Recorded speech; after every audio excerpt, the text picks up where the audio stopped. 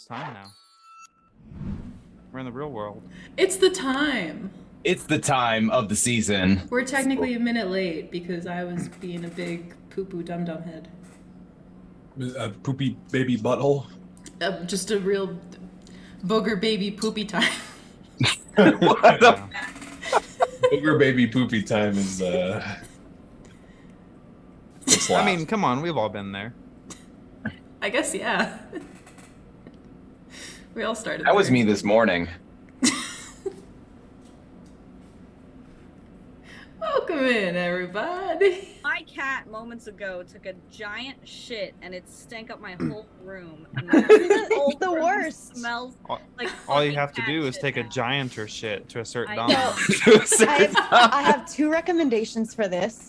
The first being that I have a spray called Ozium that literally just destroys smell particles in the air, and with a fan and a spritz of that, like, it goes away within about 5-10 minutes. The second, I switched to a pine pellet thing instead of clay, and as long as like you can get to it really fast after they do so and you bury it, it like doesn't get a chance to put that scent into the air very far. That Oh, helps I a lot have too. the pine pellets. I have those. And yet. And yet, It was yeah, just sometimes that good. sometimes it just saturates, and it takes a day or so of airing out for the house to go back to normal.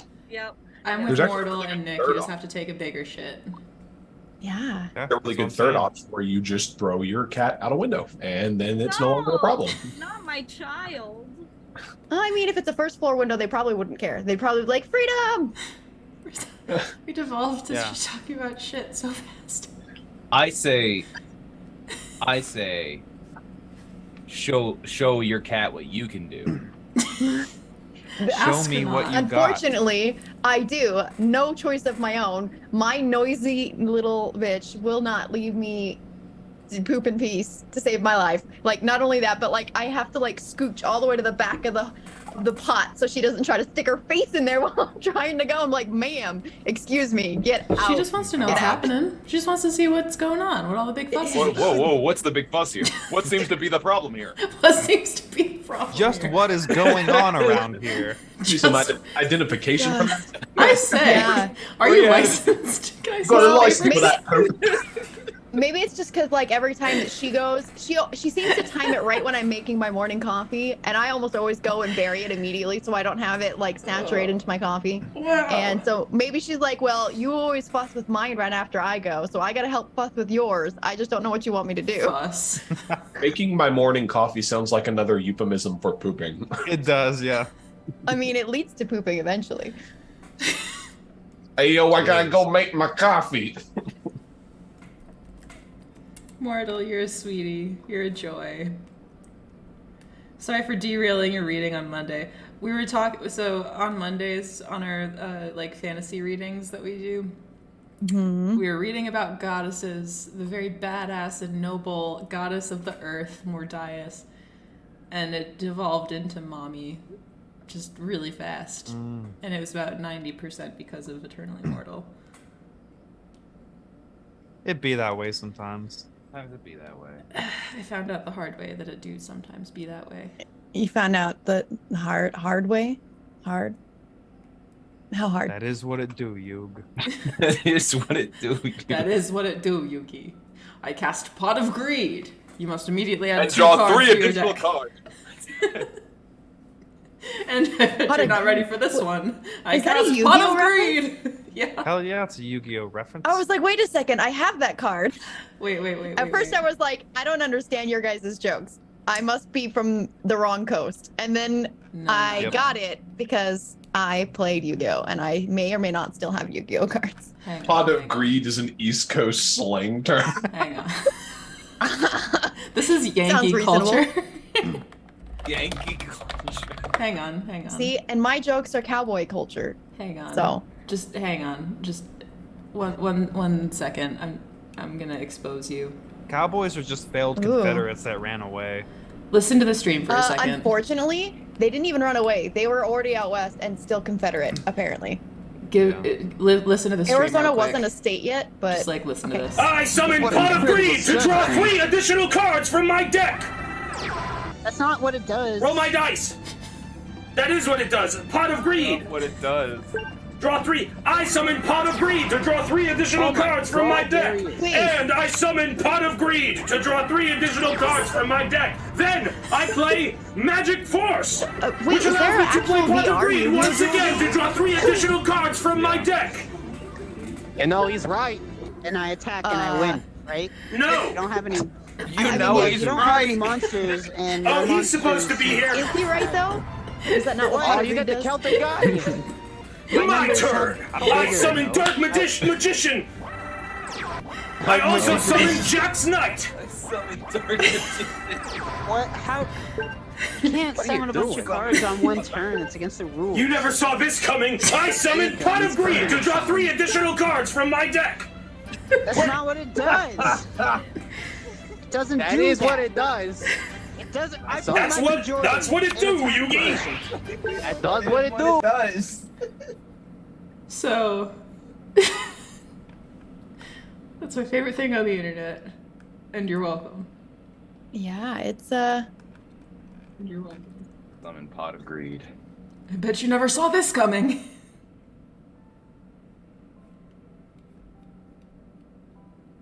I'm just like not play D&D tonight. We can just talk about Yu-Gi-Oh. No, Yeah, we that's- gotta kill Fallon. Fallon Or- dies. Or I know about Karibo. hear me out. You could just take out Fallon for like some sushi. a date. Oh. Baby dragon. Let's date Fallon instead. Oh my We're god, gonna- can we all date Fallon? Fallon is a dateable Oh, yeah. NPC. Are we not? I mean, we're A playing romance D&D. Does that option. not mean we're all poly, right? Like that's the whole point of we all have D&D. to Yeah. date Fallon I mean, together this as is a basically unit. just like a visual romance novel. We'd be like, have you guys ever seen Kids Next Door? You know, like yeah. you know, like the one villain, the kids that are just like a big blob of children. Yeah. That would be us dating Fallon. Oh yeah, Just a glob. they're like the delightful children. The From down delightful, down the yeah, lane. yeah. They collect their own toenails. You know how we feel. I'm feeling like we have a whole lot of plotting to do I think we and do. chaos. So Would it be how- And- weird if we went to like Fallon's work Christmas and like after we already killed an avatar of the hand? Would it be awkward? I mean, Like, oh hey, Oh, Hey, Fallon sorry I isn't killed really a piece Fallon. of you. who'd you get for the white elephant? We're all the +1. Yeah. Okay, let's do a recap. How do you guys feel about a recap? Yes.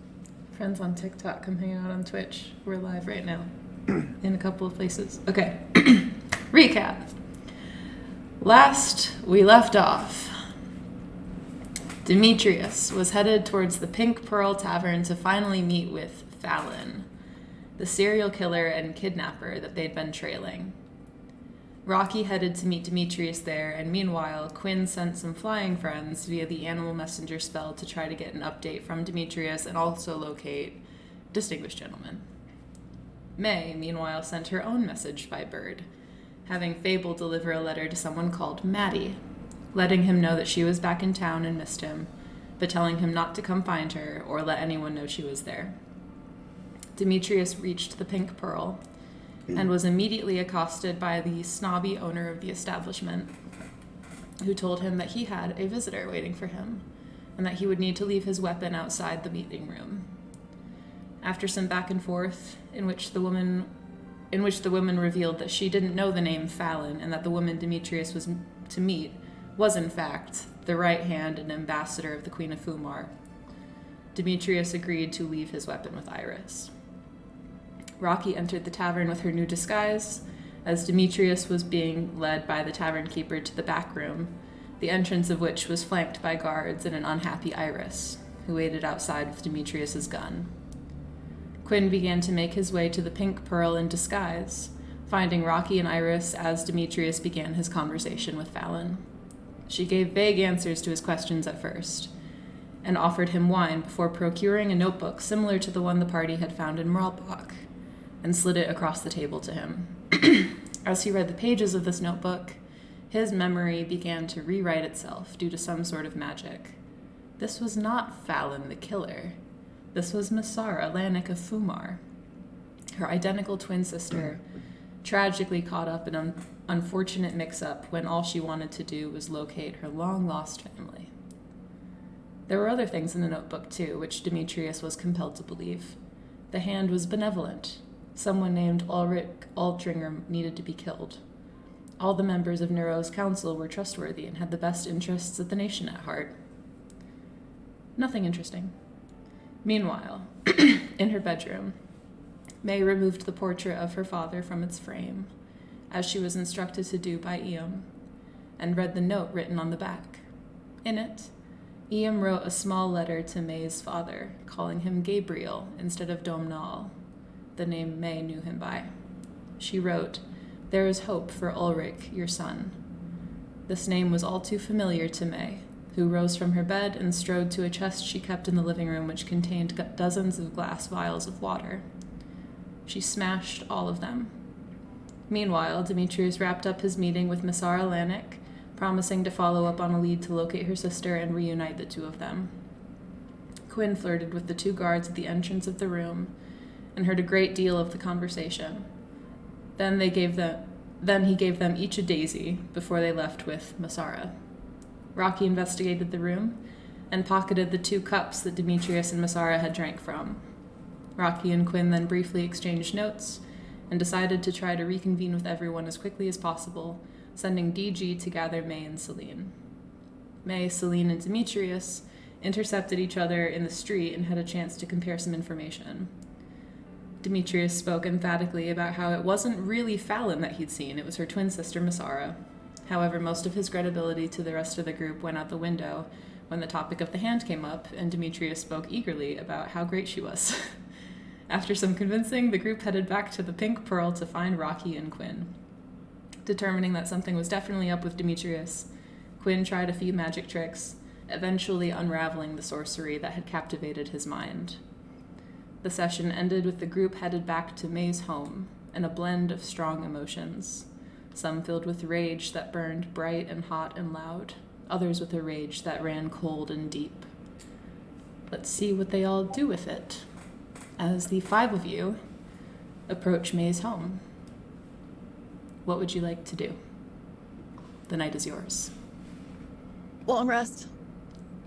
What time? I feel like we have gone What's like the exact a minute? month without long rest. Well, the exact time is about 7:23. Is exactly 7:23. Oh shit! What time was Quinn's date? 6. That was my next point. I had sent a message to Dunlop apologizing for not being able to make it. However, now that our evening has kind of cleared up, well, no, there's more important stuff. We need to talk about what we're doing about Fallon. We have a lot of information. I want to see Dunlop as much as anybody else. Do you now? I feel like you're avoiding them. You're afraid Afraid of to what? let yourself be liked a little bit and Rocky. polished and treasured and Rocky, yeah. I'm a bard. My job is to be liked by people. Yes, but there's a difference between someone liking your profession and liking you, right? I suppose, but no. I'm not intimidated by fucking Dunlop Doohickey.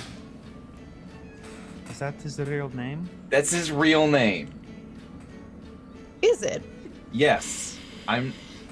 Look, he's very sweet, he's very nice. I'm sure it would be a lovely date, but we're literally fighting.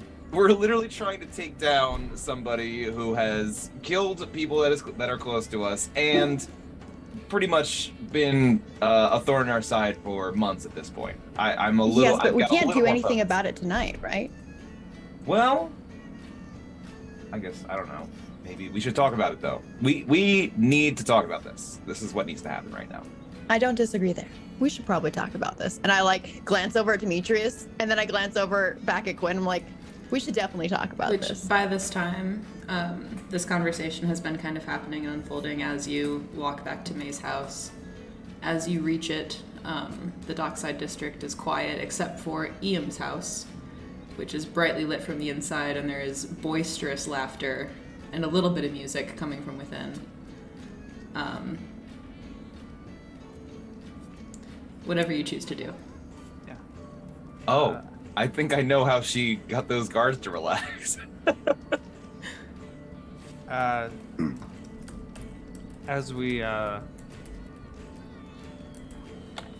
whenever we open the door to May's house, May would kind of stop in the door and say, "Oh, if you all want to go to Iam's house, I have to clean up here." Do you want some help? It is kind of a lot. Which might be all the more reason that help would probably be useful, right? Many hands, as one says. Wait, you don't necessarily need to talk about it, May, if it's a mess that you don't want us to see, but we can help you with it. It's a lot of glass. Oh, that's easy. I don't mind a little bit of broken glass. Hell, one of my foot's even messing, so what's the worst that could happen? Okay.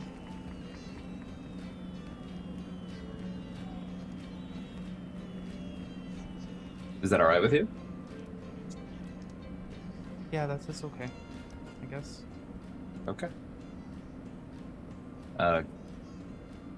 Spend some time cleaning up the glass, Yeah. No. I guess. As you all kind of walk inside,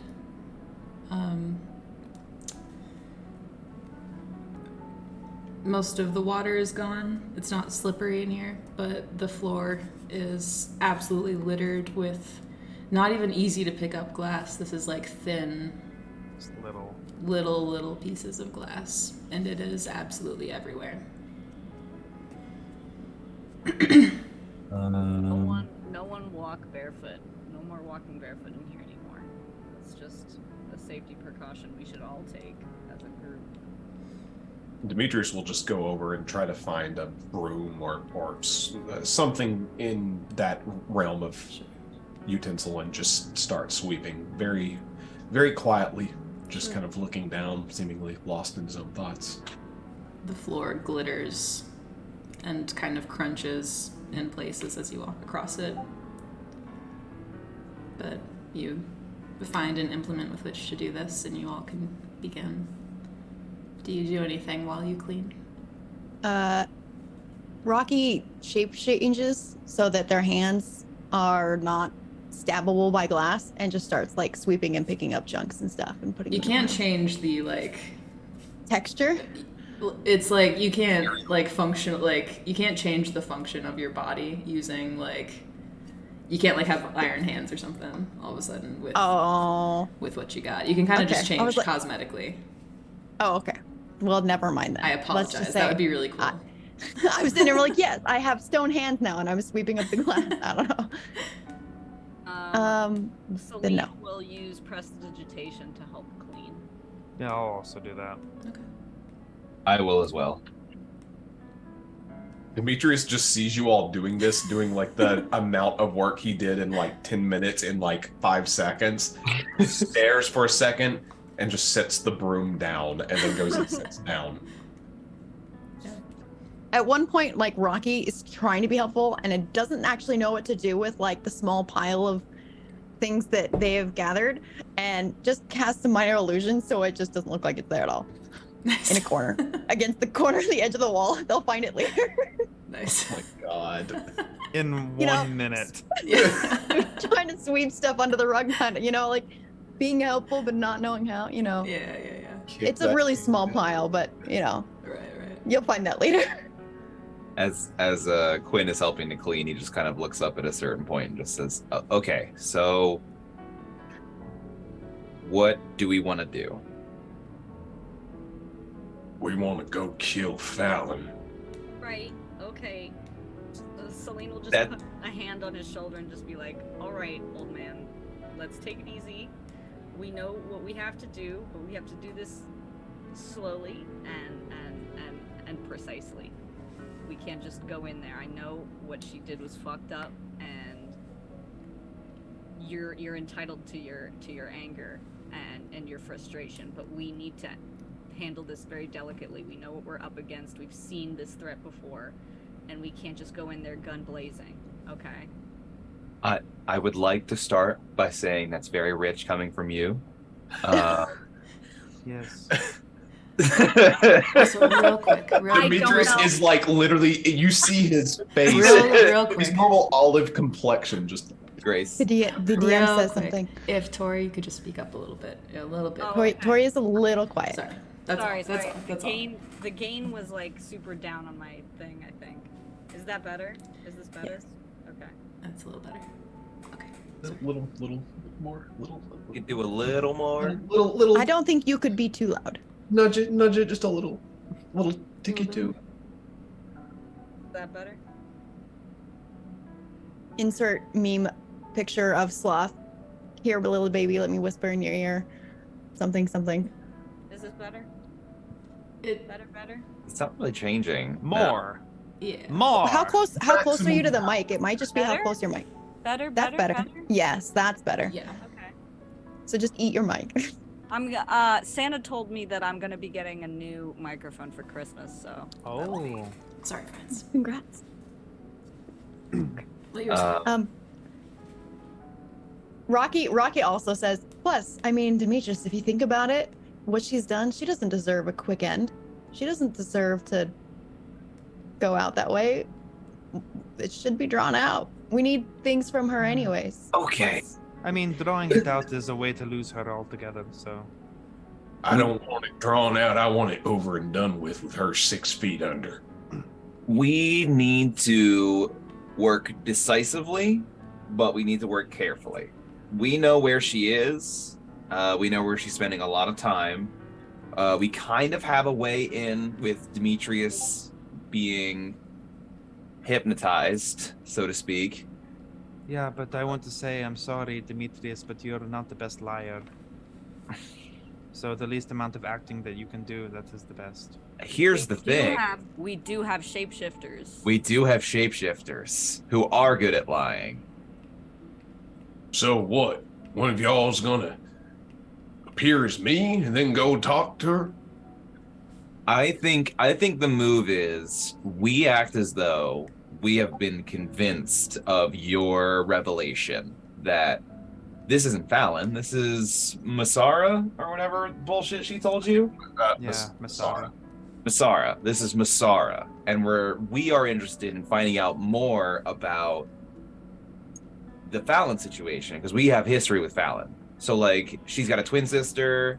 Demetrius convinced us. We trust Demetrius. We know he would never steer us wrong, and he trusts you. So we trust you. And Do you that's. think she would buy that, or do you think that that would be a flag to her that we broke his spell? Listen, here's the thing. It doesn't matter as long as we're close to her. Well, so here's this then. So one of you all can be me, I guess, and you all are better at lying than I am. I surprisingly am not offended by that. So you all show up as me, but I've got a contact. I've got this squire, this kid that I'm going to go send once we take care of business like I was allegedly supposed to out in the glowing garden. So why don't we just use the squire, bring Fallon to a place where we have the drop on her, and then get her there. Crap. Yeah, absolutely. Yeah, I This feel sounds like a good plan. honestly, Yeah. That way we don't have to rely on any of you all's deceptive skills, and we can just be lying in wait, because for all she knows, I'm still under her little magic spell. It also it gives her the impression that it's good because if she's trying to trap us, if she's using you as bait to trap us, we're on top of that. You know what I mean? Like, we're aware. But what if she doesn't expect us to come back at all? That's what I was thinking. She wanted me to go out and take you all to the glowing gardens. Now what if this is just nothing but a trap? What if this is She just already knows what's there. she knows there's just I don't know, a bottomless pit that she wants us to go fall into underwater or some shit. I don't know. What if we come back to her and say, oh, we got your sister, she's gonna know her line. Don't like that. I don't like going to that place. I don't like it either, but we may need to know what it is that's even there. If she was sending me on a wild goose chase, or if there's some legitimacy to what she was wanting me to do. What if we try to meet with her to get more information? Yeah. What if I think with What that if we I think, need more convincing? Yeah, or not even that. It's just maybe they're important. We're convinced. Here's the thing: we're going in there. We are convinced, right? We trust our buddy Demetrius. Whatever he says goes. So we go in. We meet with Masara, and we ask like, hey, like there's some details that we need in order to do this. Could we just ask some questions about it? And then we go in, and the second we see her, we bag her. I don't know. We do something. Bag and bag. Oh, well and good, but when I showed up and tried to meet with her, I told her it was only going to be myself. If we all say we're going to be there, she's going to roll up with a veritable army. I don't know if we can take her on if she's bringing in a whole squad of guards. Like, she only had 2 with her last time. But if we all say we're going to meet up and need to talk, I doubt she's just going to come with 2. That's a fair point. I agree that that's very likely. I think that she'd be more likely to believe that Demetrius said something to distract us and is going about the job that she gave him, and he didn't tell us about her at all. And so Demetrius should make, the meeting as planned, and we are just there in disguise, ready to pounce with just them. I did get very close to Fallon in my disguise, and she didn't seem to recognize me. I'm a little worried that if I get too close, now that I have touched minds with whatever that mess is going on in her mind, that she might sense me if I'm too close. All we need to do is get into a room with her. That's all we need. But we need her preferably to be alone. She's got a whole bunch of people with her, especially if these are just normal working city guards who are none the wiser. I don't exactly want to start gunning down the innocent. That's another thing.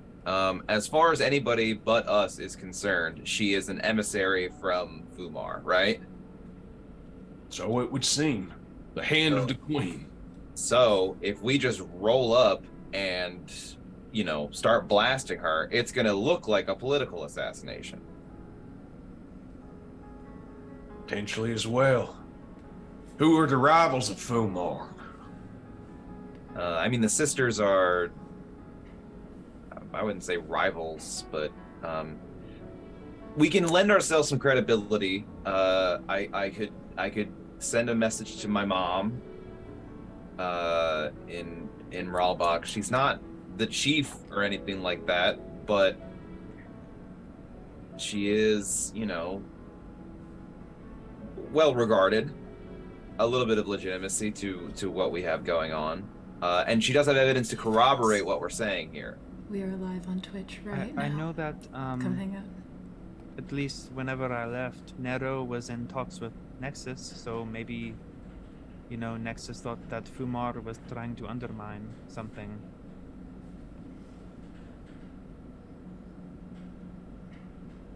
Not really one for politics, but...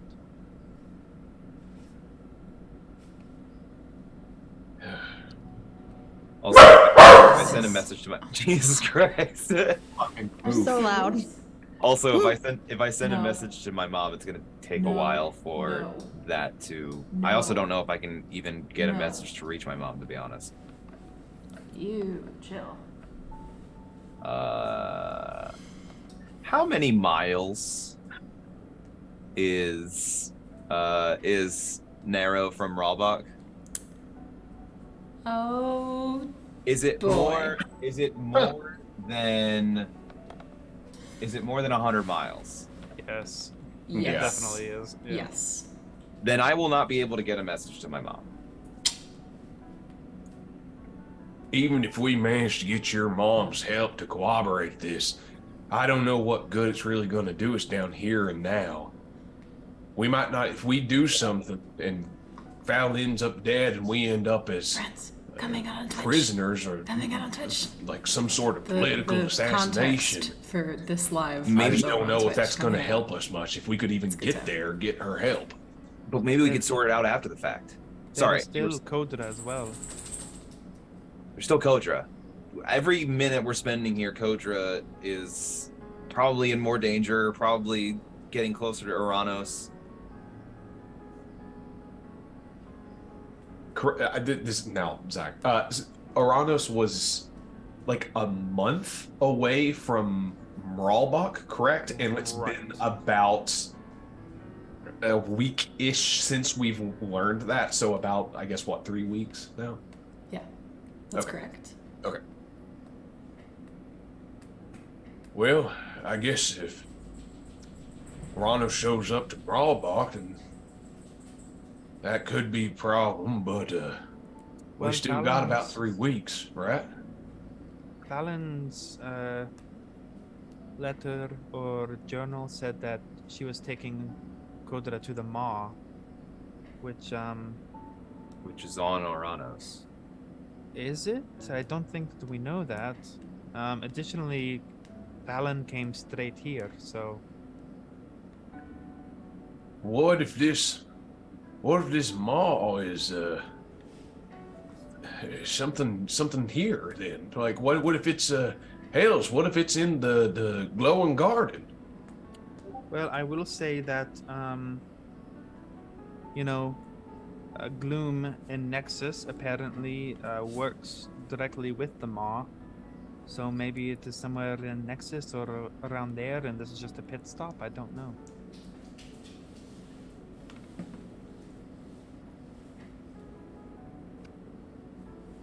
Sorry, I'm looking through notes.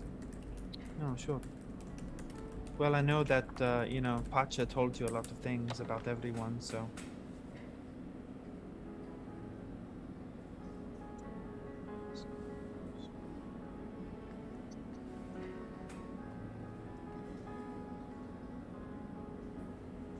Oh, while referring to notes, Demetrius is going to have like Iris next to him and is just like kind of stroking along her crest and just giving her like kind of that like idle attention.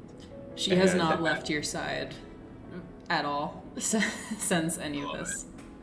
As he's doing that, as he's stroking her, her kind of white scales, with like kind of the faintish tinge of red on the side, they kind of seem to shudder and shift, and it's like this rolling effect scrolls down her as her body turns entirely black. Ooh, that's so cool. As I'm possibly changing up her elements. as she transforms into the six-legged dragon demon we fought in Mralbach. Demetrius pulls his gun out. It was me all along. You're looking for the maw, aren't you? I am the maw. I am simply a puppet. This is the Maw.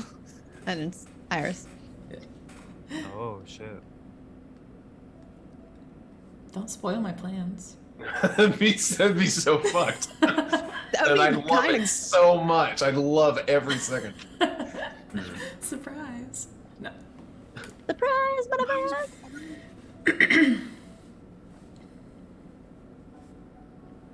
Okay. I looked through. I didn't see any connection between the Maw and Uranos. Grace? If you could, I know we learned a connection there. Yeah. Could you just remind me real quick, because I'm not seeing it in my notes, because I have horribly disorganized notes. What is the question? What's the connection between the Maw or the Hand and Uranos? I know that the Cabal is on Uranos. Ball is on The Uranos. Cabal is on Uranos. I don't think know necessarily that they're I don't think you found a hard and fast connection between the Maw and Oranos. Okay. But the Maw sure is an entity that exists and is working with Gloom. Yeah. And then It the is Cabal that way. works on Oranos. That much you know. That's what. Okay. I'm not sure if you've... Well, Did we suss out a connection between the Cabal and the Maw? there might be. I don't immediately recall any. Oh, okay. Then I don't know. I'm also not taking notes. I'm working off of memory, but I don't remember any. You all are the note takers. Not me. I I am. know. I need to organize everything. I'm starting to try to get organized. This Notion thing seems like it might work really well because it'll let you link around, but it's a lot of setup. So I'm just toying with it while we talk and discuss ideas. But I'm not very good at notes yet, so I don't have contributions yet. You're so fine, my friend. Well, Yeah, I need to regards organize connection everything. to Oranos. I feel like we've got to do something in the meantime. That feels like it's a little more further out, and we have some things that need some pressing action. Just to clarify, you have like that handout tab in Roll20. I don't know how helpful that'll be, but that's a collection of like stuff that you do have. Yeah, I'm definitely gonna Which like handout? copy paste these. Oh, just all of the handouts, or? One, Yeah. 2, 3, 4. If you need like visual access to some reminders of some things. Looking forward to hearing your plan for gathering back enough gifts of blood to satisfy the Cabal. Okay. So it's Yeah. not necessarily that they're working together. It seems like the Maw is trying to satisfy or placate the Cabal. So maybe they're in opposition a bit, or they're trying to work together, or something like that. But they're not necessarily part of the same organization. Yeah. So Kodra of the Mountain and Black Rose has been marked next for delivery to the Maw. Headed that way soon. Still looking for the last bard, etc. Heavy as a hand that offers blood and land. We were so fucking close to that. We just missed the middle bit.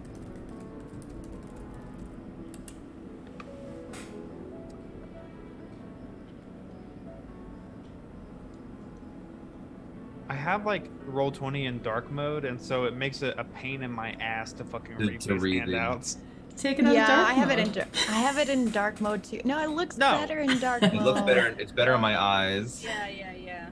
That's fair. Except when I'm trying to read this. Yeah, so Peepaw needs some reading glasses. contacts say government talks are going as expected. Boomar and Nexus are the same. We know about Morez. She's a counselor here in Nero who is not magical but advocates for magical rights. Morez is a pest, so potential ally for us, and may have to be marked for removal, but not yet popular enough to be useful. Not yet converted. Wait for further correspondence on when return to Nero. Shouldn't launch assault until after the unification. So that sounds fucked up. Unification. Maybe like, so maybe They're- all these parts are operate. So like Sour and Fallon and That's it. Okay. Sorry, I'm not doing the voice. This is just Nick right now putting stuff together. So the 4 will uplift the 3, will uplift the 1. So the 4, the Maw, the Gut, the Hand, and the bonus guy. What am I missing? The Maw, the Gut, the Hand.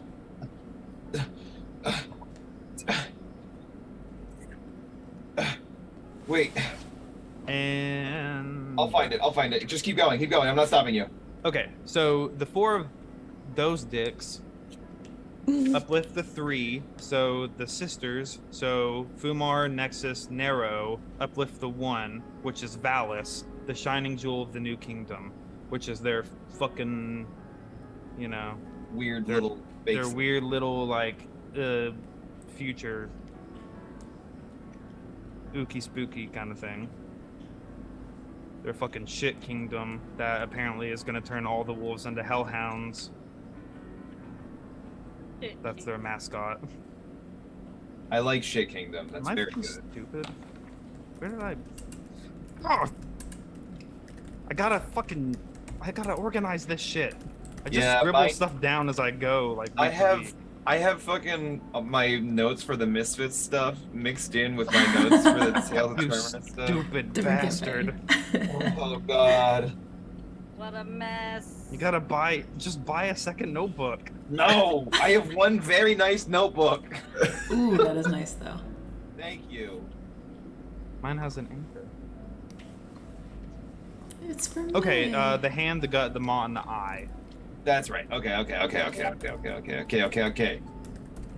And they're arranged in such a way that the hand is on top. The gut, it was on the right hand of the page. The eye was on the south, and the maw was in the west. So the hand, I guess, is primarily focused. Moralbach, I would say the gut in the east would be narrow. I don't remember between Fumar and Nexus which one is more south and which one is more west, but they're pretty close together. I think Nexus may be the eye. I don't recall. But in any event, I'm sorry, my notes are such shit right now. I forgot what I got excited I thought I was about doing for a so second. good. Here we go. Okay. So they're trying to unify. So these four entities are trying to unify these three governments or kingdoms. They're trying to make all cash paperless. They're trying to make cash digital. They're trying to do crypto. They're bringing in Dogecoin. It's just one massive NFT scheme. Corporate takeover. Hostile corporate Oh takeover. god. I feel like Monopoly. the image of Charlie from It's Always Sunny, where he's like fucking coked out and there's lines everywhere and shit. It was PP Silla. So the maw. So I have logos. Yeah, I've got except the eye. Fallon apparently is their graphic artist and couldn't decide on a design. Couldn't design on the eye, which is I feel Yeah. like the easiest one to do. Okay. So Yeah, like, literally just draw an eye. What a what dick. do they draw an eye? So like, dragon, top row of teeth, buildings. It's like an Ouroboros dragon. Yeah. And then the loosely arranged arc of 5 points, that's the hand. Yep. So fuck their little shit cave out there in the water. And then the gut is like a jagged line and a sort of like parapet, sort of what are they called, crenules or whatever. But what is 4 will uplift, 3 will uplift? Are you saying so? You're saying, that is from the map that we got or something like that with Valis on the back. So Yeah. the 4 being the 4 entities will uplift the 3 being the 3 sister cities, will uplift the 1 being Valis, the shining jewel of the new king, shining crown of the new country, whatever it says. Okay.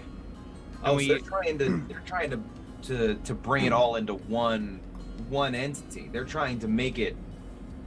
Oh, I see. I think I get it. I had to drop the voice. I couldn't go into You're that. good. You're good. So I assume you're all sharing this. Yeah, this is It's fine. It's fine. So what does that mean right now? Oh, I don't know. I was just reading this letter. So, like, I I'm still going to drop think this is valuable. Yeah, I'm going to drop the voice temporarily too. So, like, So- it seems though like We're getting this. Fallon is a catalyst for most of this. Like, she is. We've definitely been chasing them about specifically, and they've led us through multiple threads.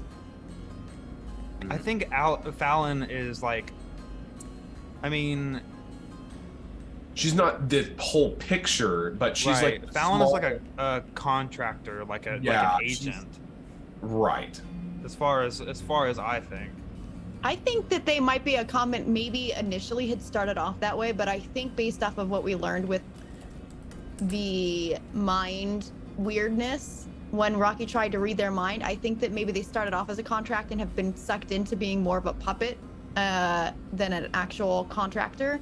And I think that some of what they were saying about not knowing who Fallon is, the twin sister, I think that might actually be true. And I think it's a split personality instead of an actual twin sister. And Fallon is the personality that when the other piece in her mind takes over or something like that. I don't. Who is Masara, the ambassador to Fumar? Umar. Yeah, she's the hand. She's like the hand The of hand the of queen. queen. Yeah. Hand of the queen. Adding that to my notes. Yeah, right hand of the queen. Yeah, it's not her royal affairs. Of Fumar. We're in Fumar, not Narrow. No, we're in we're Narrow. We're in Narrow. We haven't In gone her notes, I think she's talking about. Okay. Oh.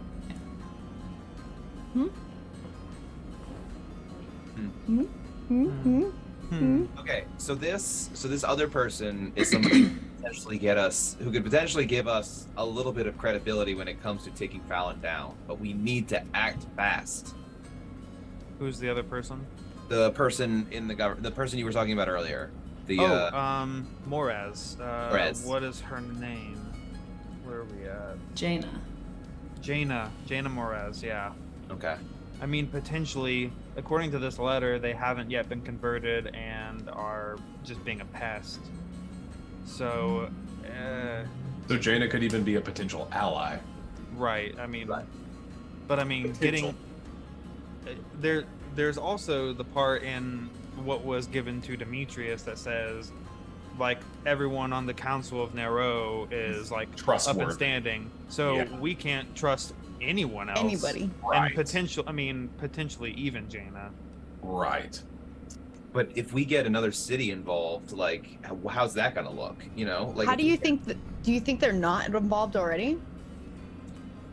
Jaina. I mean, what I'm saying is, like, the cities. if we go to Moralbach and we go to my mother in Moralbach and say, hey, there's this person who's in the high government of Nero, the high government of Fumar, and they're doing stuff like. I mean, unless Moralbach is ready for war. I was about to there's say, like, way, there's no jurisdiction there that your mother could probably help with. Like, it Are would, we 100% sure that your mom may not be involved? Like, yes, she probably still 100% wants to protect you and would make that her priority over any other thing she may be doing, but that doesn't necessarily mean she's not involved. I understand that All line right. of thought. All right, now hold on. Relax. I understand that line of thought, but Rocky's over in the corner tweaking out, like, everyone's against us, man. Game over, Well, man. Rocky doesn't trust nobody. They don't know nobody. They have no long-term memories of anybody. Everyone's suspicious. You guys are suspicious. I understand that line of Bullshit. thought. However, I mean, I trust my mom. I know she is. I know she's good. I know she's a good person. I was more ready to distrust Demetrius's like 16-year-old daughter over Riley. Well, Riley lawful good, we know it. He is. I mean, she is a cop. So like, yes. Well, that doesn't really mean anything. So that's Not an American Also cop, so true. it's okay. Also true. That's true. Well, okay. So I think we just need to, like, I think there's a lot of threads and we don't have enough information to really make any definitive decisions on anyone's actual standing at this point. So I think that in and out of character, Rocky thinks that we should do what Demetrius suggests, is to actually do the supposed mission to see what's going on in that garden and gather more information. Again, more information. To clarify, too, Demetrius isn't necessarily saying we do the mission, But go there. but to investigate the glowing gardens, even if it's just from like a fucking distance, possibly because Fallon wanted him to go there. So like, it's like we want to bring Fallon by herself or with as minimal support, minimal like protection as possible. Yeah. And if we're going to lie to do that, to bring her in, we want to be as convincing as possible in our lie. Hence why that's the only reason why he wants to possibly check out the fucking fun pit of Glowing Garden. Well, and that's Rocky's kind of on board with that because Rocky is now more cautious of them because of what happened in their mind and would rather know what's going on a little bit better before they do anything, because we already tried the guns a-blazing method and it kind of just backfired on us literally hours ago. So the issue with that was broad daylight, surrounded. we can. outnumbered. I don't think it was good initiative. It was good initiative, and Not I would have done it too, but it didn't work. So We had. I don't think it was a matter of being outgunned. It was just the environment, the situation. Just to be clear, no one here is willing to murder a bunch of guards, right? Demetrius would be like, ah! Okay, I will I think say. Quinn's the only one who wouldn't. I would like to go on record. May doesn't want to do that. Demetrius doesn't want to do that either, but Celine also would like to do that. I would like to go on record. And that saying that right there is our party alignment. I would like to go on record as saying that even if we kill Fallon, if innocent people die in the process, it's not worth it. Yeah. I would agree with that. Demetrius is probably going to disagree with that.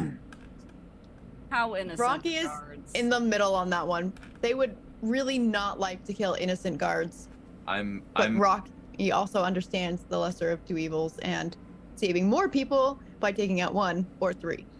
We right now think Fallon is by far the greater evil, and if we're having to like pick our poison, like rather it's going to come down to like a numbers game of like rather a few innocents get hurt or killed than have like literally like nations fall because of But this. Rocky would want to be sure that Fallon's demise and said surrounding people would actually mean the end to the threat. Like Rocky would want to know for sure that that's the actual head of the snake kind of a thing. This you is know? by Definitely far would. mostly a personal vendetta.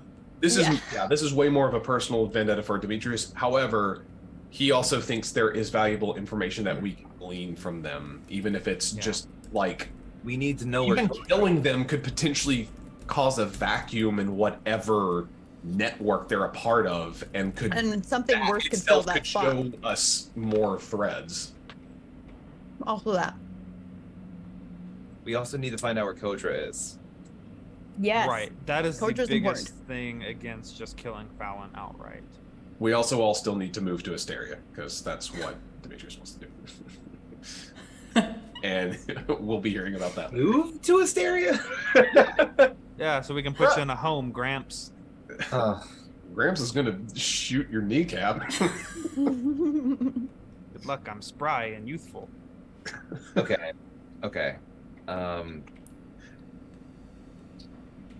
That conversation went places that I wasn't ready for it to.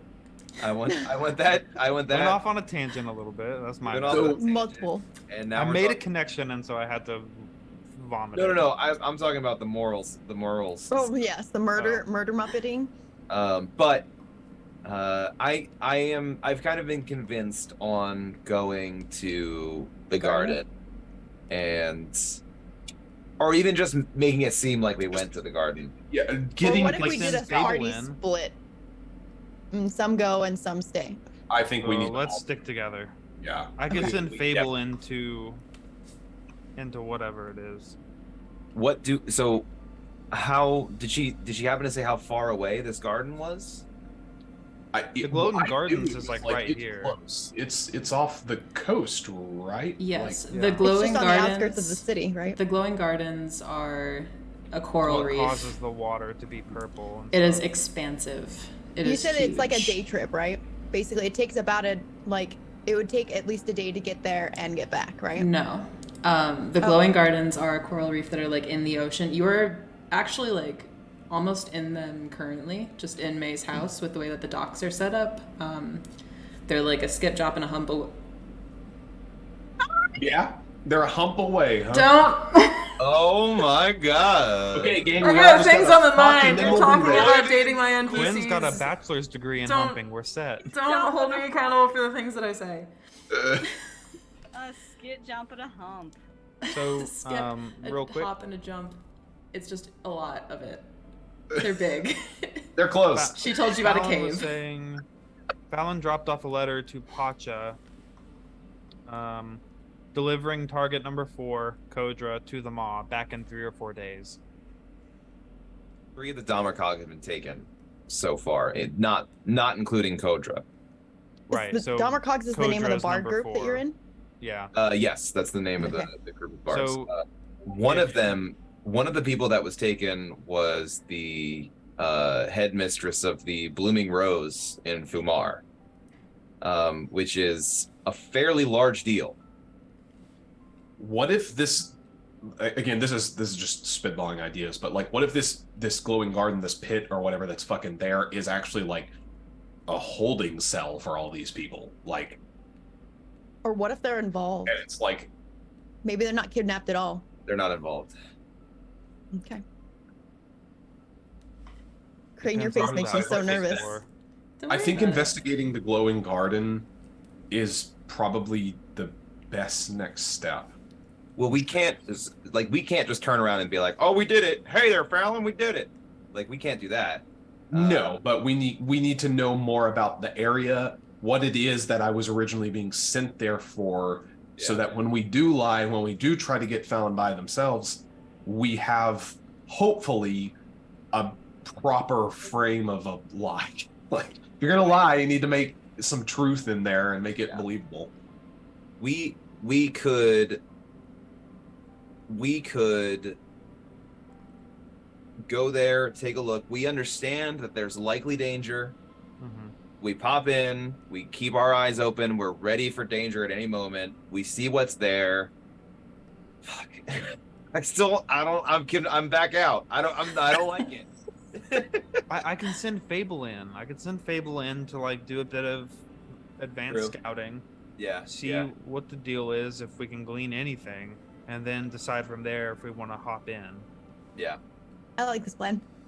I think that, yeah. Or I think Celine that's... could even go in, but invisible. No, we did that one. Well, I guess Also- Rocky could go in looking like Demetrius. A point of just, order. Just reconnaissance, this time. Oh, yeah. nothing- A point of nothing order. She did mention that the cave is underwater. Right. She I mentioned can Fallon send swimming Fable to in it. as an octopus. Oh. Fallon mentioned, I'm sorry, say that last part again, Chris? She mentioned that it was an underwater cave and that Fallon was seen swimming to and from it. Okay, that's what I missed. Okay, so it is swimmable, so it's I not. I have a going to be- question.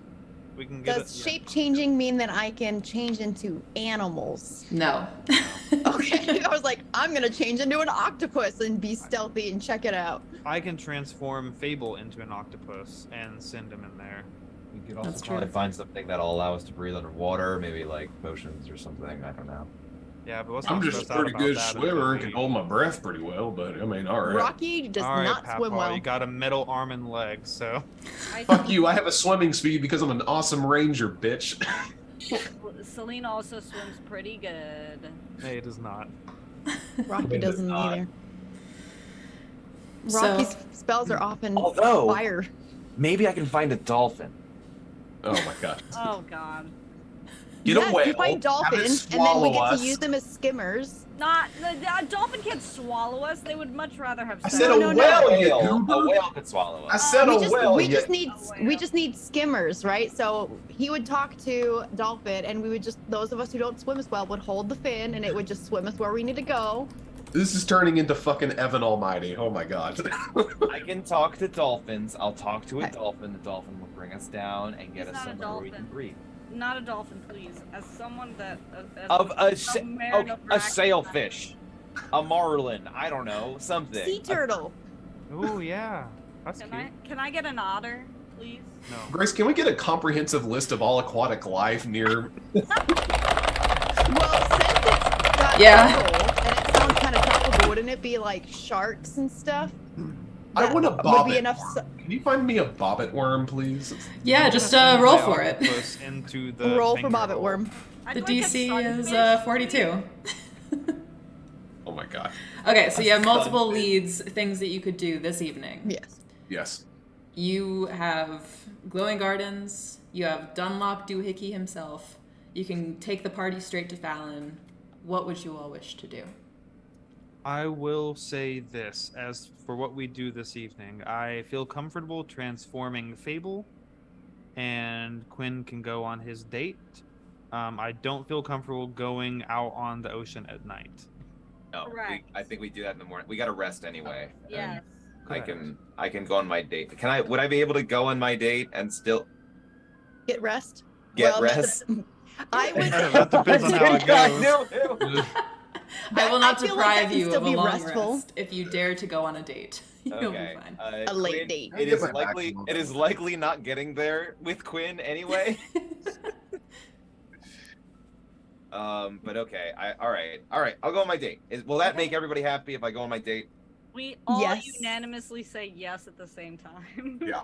May We just would like a blow by shrugs. blow. All right. I'm Alright. gonna. Okay. I did not mean it that way. I'm That was completely unintentional. I'm gonna press a digitation and clean myself off a little bit, and then I guess I'll head. I already told him I couldn't make it. You can still go. Well, if you hurry, you might be able to change your mind. Huh? All right. I look outside. Is there another seagull? Quinn, I want you to know, like, don't forget to actually talk, find out stuff about, maybe extra dimensional things from the seminar. Oh yeah, extra dimension. It is not just for pleasure. It's definitely not for pleasure. I mean, Also, I'll tell you what I Should someone told else Celine. go? Should someone else go as a backup to get you out of there in case it's a bad date? Also, and B, to can take just notes on the leave. seminar if you're too busy to be taking notes. Seminar? Rocky, I Yeah, want to please make take something very notes. clear. I'm not interested in having any kind of relationship with this person. It's kind of mistrustful then to actually be going on the date then, is it not misleading? A date is just a fun. It's a fun I night. thought this was all about reconnaissance anyway. That's fair. Okay. Go have fun.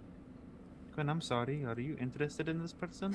No, I'm not interested in this person. I'm not interested in anybody. I'm not. That's not what I do. I'm Now, not. if you're interested, just remember to say please and thank you, like I told Celine. Please. Thank you. I want to make something very clear to all of you right now. Quinn is ace. Quinn just kind of stands up and looks at everybody. I worked as a prostitute for a long time, and it kind of just dulled that sort of sensation for me. I'm not really interested in it anymore. I want you guys. I want friends. I want people I'm close to that I don't necessarily need to be romantic with. That's my goal. This date thing, it was an attempt for me to get information from Dunlop, and it just seems like it's going to be a fun evening, and we want information from the alien. I just want to make that clear. And then Quinn sits back down.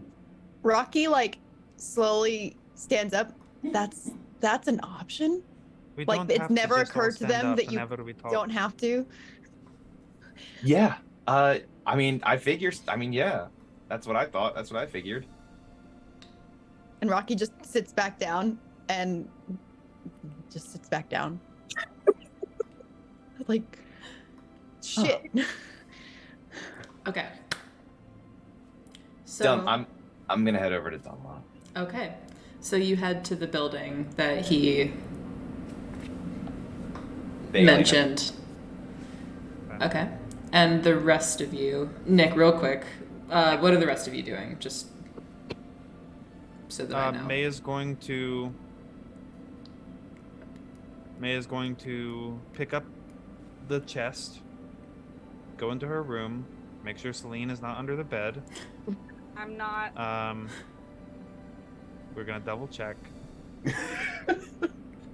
And we're going to make Fable into an octopus and cry softly while holding the box. Okay. Wait, is Fable gonna be okay out of water? Yeah. He's fine. He's chill. I don't think octopi have to be, and I'll Octopi I'll are get him chill. a deep Just dish. spit I on don't him. know. Just spit on him. Let's Yeah. just Not say like that me you in have that a way. washing bowl in your room and he's hanging out in your washing bowl. Yeah, It's I'll give cool. I'll get him some. God says it's fine. I'll Let's have let's to have collect some crustaceans for him to consume. Oh my god. it's Get a chill. terrarium. I just was really worried about you killing Fable before we get to actually use them. Man, I hate to interrupt. He's a magic ghost. He's fine. Oh. Quinn, you're headed on your date. Okay, the rest of you are chilling. We'll get back to the rest of you. Oh, I'm ugly laughing. This is bad. That's the way. That's simply the way. You depart. Dunlop had given you the address of the seminar. You take out your cell phone, put it into Google Maps. Can you remind me exactly what it was? Or not even exactly, but just can you remind me what your message was to Dunlop? Oh boy, I think It was something like, I can't make it, like, sorry. It was something like, I'm really sorry something came up. I'm not going to be able to make it tonight. That's what I sent him. Okay. Yeah. That's fine. Either way, do you go to the same place? Yeah, I just show up and Okay. I kind of look around for him. All right. So you head uptown. And he made it seem like he was going no matter what, right? That's what he made it seem like. Okay. So as you kind of approach the building, let's see if I've got like some different situation for this. I don't know is this too loud? No, it's good. Okay. Oh, well, I have it turned like way down. Sorry, my music is really loud for me. Is it loud for you guys? It sounds good. I have it on a separate Okay. controller, so I can change it to whatever level I need. Beautiful. Okay. So you arrive at the building, the address. The doors are currently closed, and you do see light coming from within. It is kind of like a large, kind of round. Actually, I'm so wrong. I apologize. You don't go uptown. You're going somewhere. I'm not an uptown girl. You're not an uptown girl. I'm so sorry. Uptown's got some funk to it. You're going to a place that I don't think you've actually been before. You head to the Bowerstone District. New map. Oh man. Gee. I'm just gonna wait. Okay. Wait. I'm sorry, I know that it's kind of weird looking. Okay, there we go, whatever, it's fine. You head to the Bowerstone District. You are directed to this kind of large-ish, almost church-like building. It's like a circular thing with like these column walls. There is light from inside. Outside of the doors are two guards that are kind of just like lazily appearing to stand there. You do, as you approach, catch a familiar face. No, you didn't. You did! However, it is not Dunlop. Oh. The face of... Wait. I don't think you were there for this conversation, actually. Nope. I Nope. don't think I was. No, this is whenever Quinn was busking. Damn, okay. Then you do not recognize this person. Oh. However, their behavior kind of catches you off guard because as you approach, they are not the sneakiest person ever, but you see him kind of like peek around from the back of the building, clock the guards. He kind of clocks you, and then he kind of disappears like around the other side of the building. I'm gonna walk over there. Okay. Just kind of casually, hands in my pockets. Sure.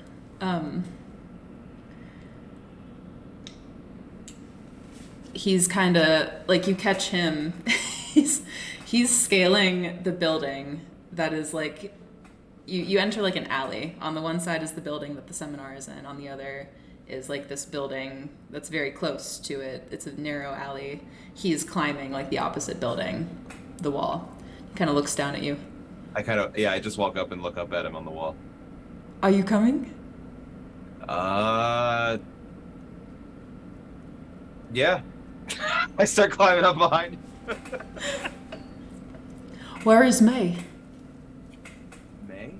No, Ada. I apologize. Ava. Yeah. I don't. Where is Ada? Ada. Jesus. I don't know an Ada. Oh, that's okay. I don't know. Who are you? Oh, I am one of Nimue Lateral's students. Okay. Are you trying to get into the seminar? Those are all words that you've said to me. I don't. I actually was trying to meet somebody here, but I think you might already be inside. Are you on the list? Your list? The list. The list to get inside the seminar. Oh, I might be. I was meeting somebody here, Really? but this seems more fun. I can promise it will be fun. I was supposed to have company tonight, but everyone bailed. Oh, I was alright. counting on Ada to show up, but All right, well, I'll be your company. I don't know, but Ada is the name that May gave to Pacha. that's true. Uh, I don't know if Quinn would remember that, but that's a true thing. yeah, Chris That's didn't up to remember you. it. Yeah. That's fine. Doesn't know. Come on, I- this will I be actually- fun. I actually already kind of technically canceled with the person. I just things opened up, but I mean, I'm not really pressed about it either way. This will be fun. We're just going to listen to the seminar, right? Yeah, that's kind of what I came for. No funny business. He kind of winks. No, We haven't met before. My name is Theon. Quinn, Very nice to meet you. nice to meet you. Do you need a hand getting up here? What do you? Have you done this before? On that note, go ahead and make an acrobatics check as you kind of scale this wall together.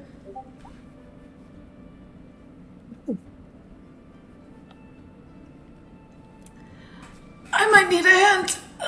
Okay, yeah. I forgot I had proficiency in acrobatics. Yeah. So You get up there. You like clamber up, no problem. Yeah, so- finding the so- handholds easy. Quinn kind of reaches down, helps him climb up. Are we? Clasp your hand here. He has like skinny arms. This is like. You're a book guy, aren't you? Isn't that obvious? It's a little obvious. Okay. Thanks. He's a Peter Parker type. He's such a cutie. Just a little bit. Okay, we're going across that way. And he kind of points out, you are currently on like the opposite rooftop. Mm-hmm. There is like a little like 5-foot gap, and then there's the rooftop of the seminar building. And as he's pointing, you can see like this tiny little window that is dark, that is in the roof of the We're building. jumping into the window? We're going to try to sneak in. We don't exactly need to jump. I think the momentum would not be great. But other people have done this before, and apparently it's safe. Okay. I haven't tried myself. This is my first time. I'm gonna help you out here. I'm gonna reach over and I'm gonna tap his shoulder. I'm gonna cast fly.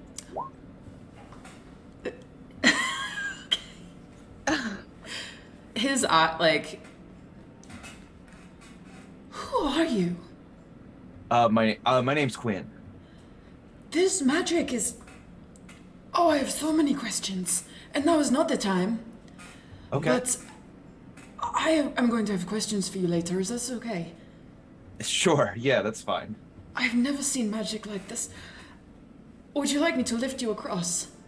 Actually, No, just go ahead. I'll get across. he kind of floats across, kind of like pinwheeling his arms as he does so.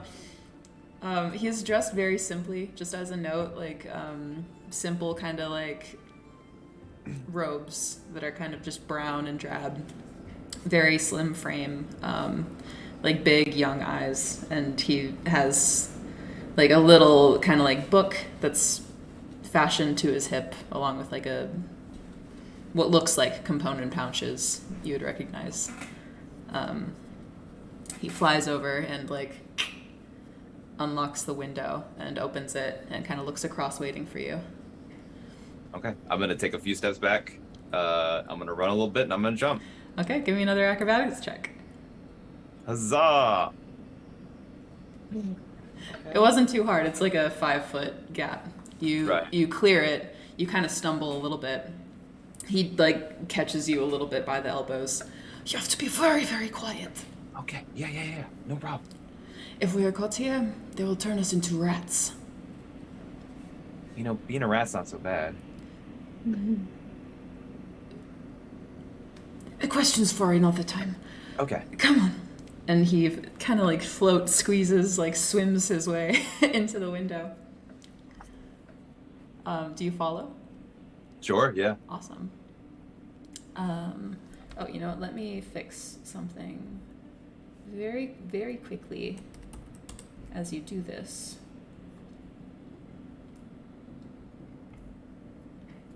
because something has changed from when I did this map. So sorry. Immediately, you find yourself in like a dusty, enclosed kind of like attic space. There is no light around you save for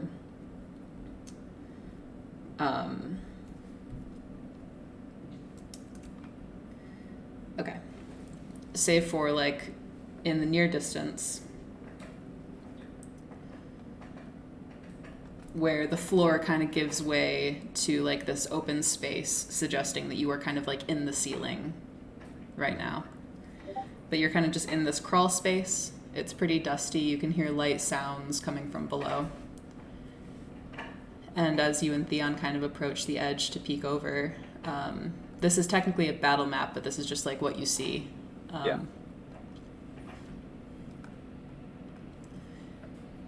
What I don't have here is that there are a variety of like tables and things that are kind of spread out, but it looks like people have kind of forgotten the tables and are kind of more like crowded towards the stage. There aren't really any like chairs or anything. Strange for like a seminar. This looks much more casual. However,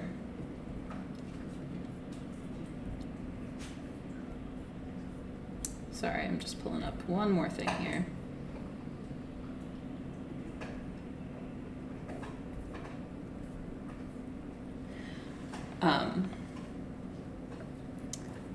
Everyone is kind of like hushed at this present moment. And I'm assuming we're like up on these rafter things. Yeah, you're like up in there. Okay. You can clearly see what's happening, but you are kind of in darkness and shrouded. On this like kind of small-ish like stage, there is a man. He has pale skin, long kind of blonde hair, a stern face, clear eyes. And he looks like he's kind of getting ready to speak, and the crowd kind of is watching with varying degrees of interest. Do you do anything before he begins? I'm gonna scan the crowd real quick. I'm gonna see if there's anybody that I recognize or if there's anybody there that sticks out at all. Sure. Go ahead and make a perception or insight check. Insight is better. Well, not when you roll a 2. It's okay. I mean, what you see is that like everyone looks very well dressed.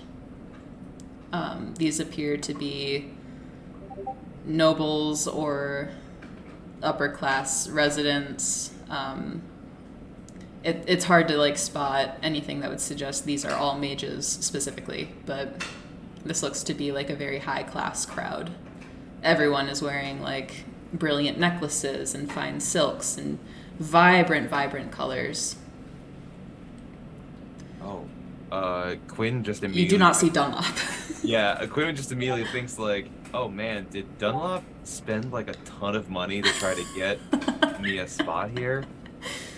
Uh-oh. Yeah, you don't see him here. Okay. Theon kind of still floating next to you, like horizontally, like swimming in place. That one there, that is the alienist. The guy on the stage, I'm assuming? I think we haven't missed it. And he...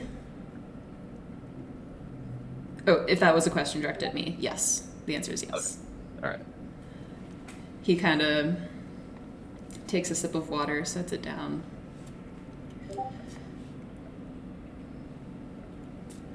My daughter sewed this cloak for me.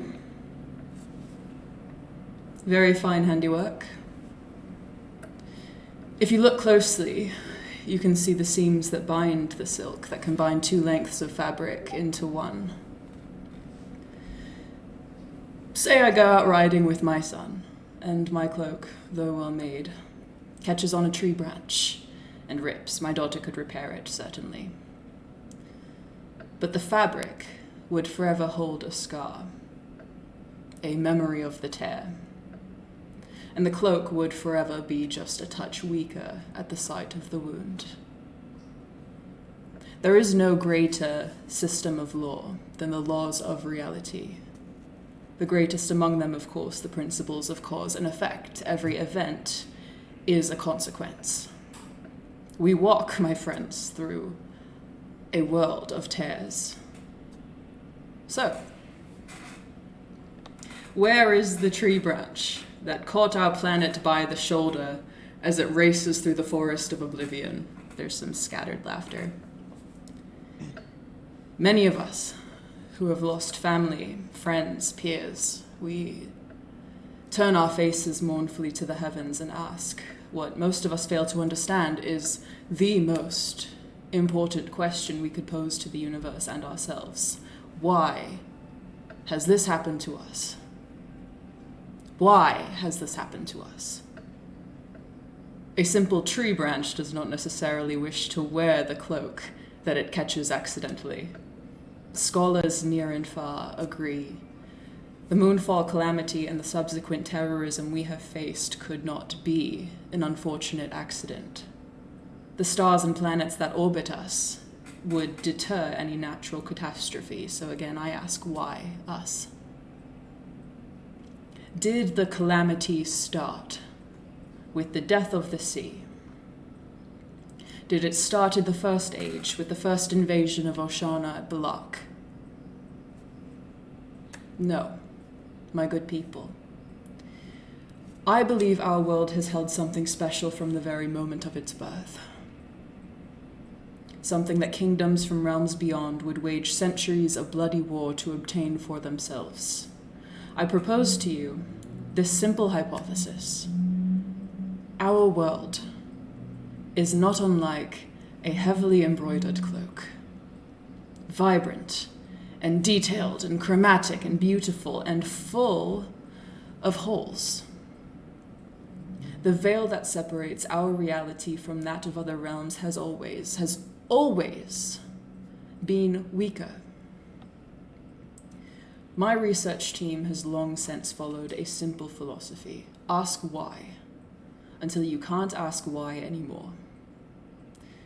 With your generous assistance, we will embark to the wildlands of the north, a place of primordial chaos, which we believe to be of great significance and which we think may hold answers to that all-important question. Why us? I implore you, my good people, we are the seamsters of our world. Only we have the power to repair what has been torn. Thank you. And he kind of stands there, looks to his left, looks to his right, picks up his water. There's like a shuffling applause. And some music begins. And people begin milling around. And the alienist steps off of this stage. Two individuals, a woman and a younger woman, kind of rush to meet him. And a few other people in the crowd kind of drift his way. It looks like perhaps this was not an educational seminar. It looks almost more like a fundraiser. Interesting. Quinn's gonna turn to Theon. Hey, you should grab onto something. Okay. He grabs onto you. No. Like a rafter or something. Oh, okay. Yeah. He grabs a rafter. Okay, I'm gonna end concentration on fly, and I'm gonna cast invisibility on myself. And I'm going to attempt to clamber down into the party, find a nice little corner to drop invisibility, and see if I can't just Okay. my way into this little party. Okay. As you embark on this mission, Yeah. let's take our bio break. Sound okay? Yeah. I have to pee so bad. I need. Well, you don't even have to have a permit to carry conceal in Arizona. Like you just free ball, hidden or not, if you want. think Yeah, also that's now how in it is in Tennessee, you Tennessee can too. have a But I sword. don't Grace think is reeling us in. Yeah. Grace is reeling us in. Gun Oh, talk. yes. Real Man, harder. oh man. Don't What do worry, you we're the say? good guys. Instead of talking about guns, we actually shoot. Yeah. Let's I don't know about that one, but let's shoot them up narratively with words. words and peace. Thank you, Demetrius. Demetrius, roll damage. Hold on, I have to click it. Do it. Oh, cannot read properties of undefined reading models. Oh, you can't click on my damage. Oh, let me. 14. Max. Oh damn! Oh god, you're the DM. That was a good shot. That was even Elliot shot. is dead. Nice. I'm still really excited though. Like, we just learned some shit that like nobody even wanted to go to this thing, and we're learning some shit It's now. a boy's unlock. However, we're gonna reel back from the shit just a little bit. Oh, okay. Because somewhere dockside, Oh. the octopusification of Fable. I hate no. Try it again. The octopusification of Fable. Oh. Worse. The octavaginification. Oh my god, that is just It's happening. becoming more explicit. Floor it? Yep. Would you Or- rather that she said the octopusification? Nope. So anyway, Straight to hell, all of you. May. Yeah. Do you turn Fable into an octopus? You know, I do. Okay. I believe I heard it described as. Never mind. It's fine. It's- We were all it's there. chill. Everyone was there. It's fine. It's chill. You do the ritual. Fable is now significantly tentacled and slimier than Fable was before. Yeah. They gloop a little bit in your hands. Yeah. Just gonna turn them into a common octopus. Wonderful. Are you going now to look for the cave? Or is this kind of just No, like this is waiting? preemptive octopusification. Okay. So, is there anything that you all wish to do while Quinn is on his date? With Destiny. Destiny. If not, we can go back to him, but I just wanted to make sure we had the opportunity.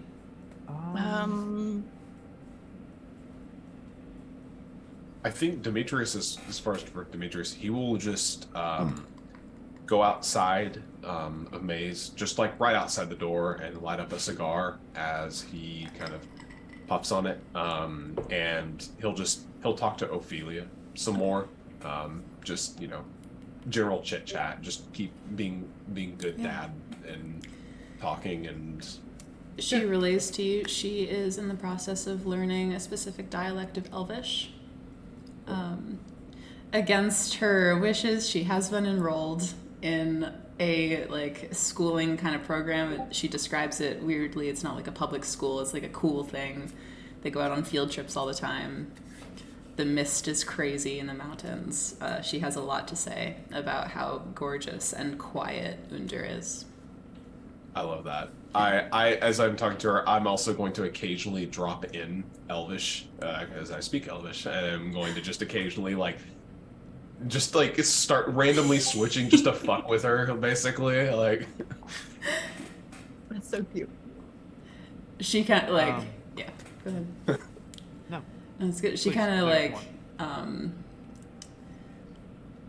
oh wait, I know that one, and it slowly parses out that like there are a little bit of like the root words are similar, but Sure. she's learning like a different kind of form of Elvish than the one that you know, but it's similar enough where like she catches kind of what you're saying, but it's very nice, and she's delighted to hear that you're Elvish.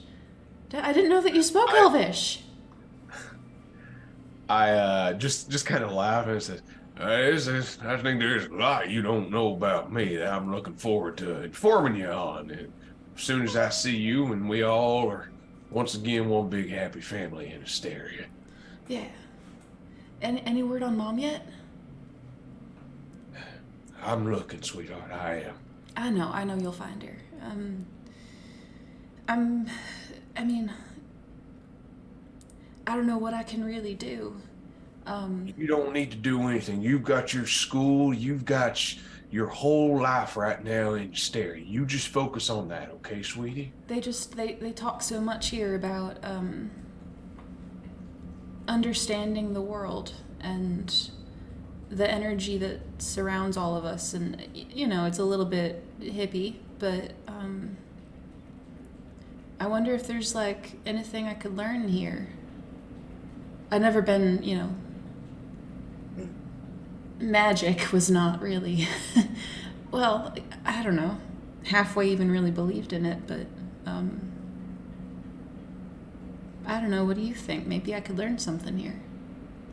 Well, hells, yeah. Learn all that you can, sweetheart. Just be careful. I ain't have no inclination or proclivity to magic. I've just, you know, got my own wits about me. But if you can learn anything, I've seen some of the stuff it can do, and it makes your life just so much better and easier.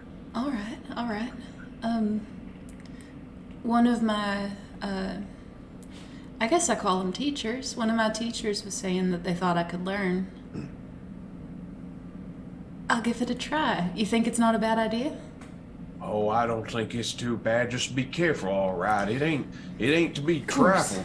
It's like a weapon, you know. You got to respect it. You got to make sure, you know, when you're facing down an enemy or you're casting whatever it is you do, you do that with intent. You just be safe and be careful, and hells, if anyone can become a mage in this family, it's you. Every spell is loaded. Got it. Every spell is loaded. I'm excited. I wasn't sure, but yeah, I'll try it. Anything's possible, right? Exactly. That's my girl. Okay, well, it's lights out here, but I miss you. I miss you too, baby. And I'm working real hard to get back to you, bring us all back together. I know you are, and if I find out a way that I can help or do anything, just, you know, I'll of course let you know. Do you have anywhere I can, like, send you things? Well, we're traveling a lot right now, but I suppose we might be coming back to where we're at now every now and then. I'll pass along Sure. the May's address of May's house if there is like such thing. Basically, Sure. specify where that's. Yeah. Okay. Perfect. There's not. I mean, well, good to know it's an option. Oh, of course. You know, it may be a while before I get the opportunity to check the mail, but if you're so inclined to send me anything, well, I appreciate that, and I look forward to it. I'll let you know But to you expect focus it. primarily on your schooling, young lady. You got a lot to learn. Yes, Dad. Hope you're learning lots of new tricks over there, too. I just glance down at Iris and just. I've learned a few things. I'm excited to show you. I can't wait. All right. Good night, Dad. Night, baby girl. Oh, there's a dog somewhere over here. And the sending us. Trouble. Hang on. Trouble. Come here. Come. Trouble. Come. You're Trouble fine. is filled with fury. You're fine. You're Guys, I fine. can't wait to lose my daughter in Come, the game. please. Stop it. Oh Come, boy. Come. Come. Oh, I boy. can't wait to become the villain. You buddy. I just still love think- like. I don't think you're gonna lose her. I think that she's going to be in the bad guy organization. You know, I love Demetrius like sticking his head in. May, what's your zip code? That's enough of that. Thank you very much. That's actually enough of that, actually. Thank you. Oh, look at that baby. That's enough. You're very distressed. A distressed little man. He's a distressed little gentleman. Are they doing a lot of fireworks in your area right now too? No. He's got his little poodle face on. His little poodle face. Just a little I love his poodly little man. pom-pom ears. I just want to like pop, pop, pop, pop, pop, pop. After the octopusification, Uh-huh. Scientifically speaking. May will take the have Fable up on her shoulder and take the chest out to the dock side as well. Okay. Go outside as well, and we'll sort of see. I guess Demetrius is probably still like on the phone there. Yeah. We'll walk over to the edge of the dock and With an octopus on your shoulder. yeah, correct. Okay. Just checking. I mean, he's little. He's He's a little one. Okay. Okay. he's like plushy sized. Okay. He's cute. Like the cute ones that you like flip inside out. Yeah. I will not be doing that. Bet. We'll sort of like set the chest down on the edge of the dock and hand a vial to Fable and have him go down, fill it up, let him swim around for a second and get used to the form, I guess. Sorry. Just sort of sit there, kneel down next to the dock, and whenever he comes back up, we'll label the vial, put it into the chest, and just close it back. Beautiful. Yeah. As you are kind of staring out at the water, and as the sun begins to set,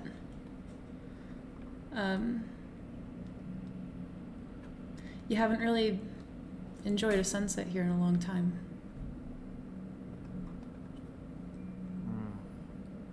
The waters kind of shimmer as the purple coral that glitters kind of beneath the surface. It catches the light. All around you, the air is purple, thick with the smell of the sea. For the slightest moment,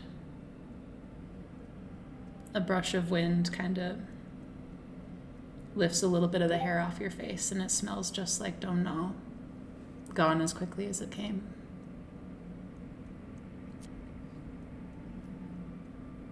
After that, we'll take the vial back out and remove the label and put a new one on, but this time we'll make it say home. Perfect. Put it back.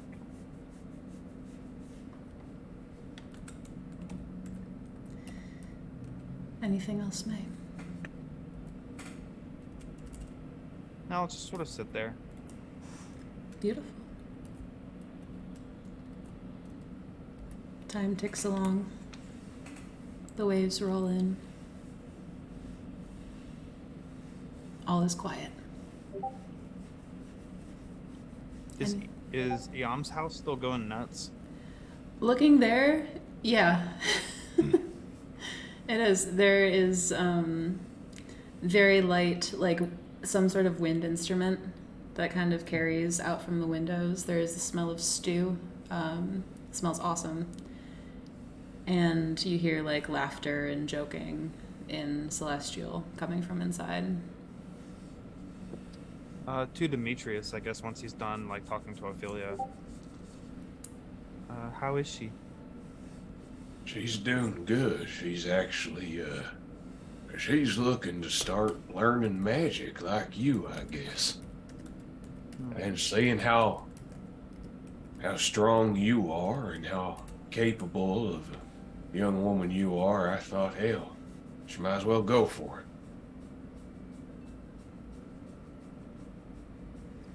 Well, it is, it will let you do a lot if you work at it. Well, maybe you can teach her a thing or two once we get to Asteria. Maybe. I'm not. I'm not really. I mean, I didn't even graduate. Oh, hell, Kind of you don't left. need to graduate to teach. I've seen what you can do. You made that big storm of ice and snow and all that. It was inside, and you did that. And I mean, hell's I don't think some rookie or someone who's never looked at magic before. I mean, that's some good shit right there, May. That's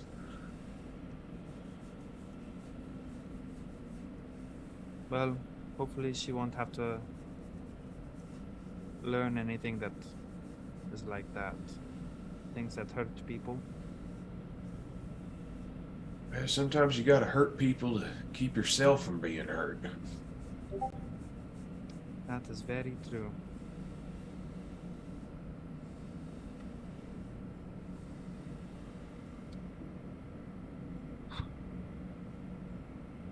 You're a good kid, May. I think I see you walking around sometimes moping and seeming so sad and that the world is about to end, and well, hells, maybe it is about to end, but you're a good kid.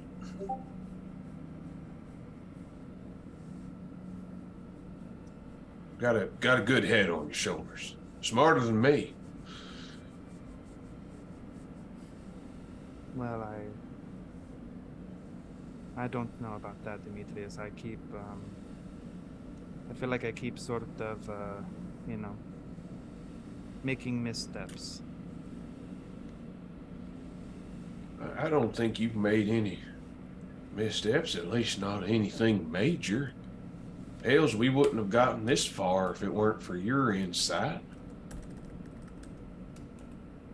I told Midnight it would be okay to spend the night with Fallon.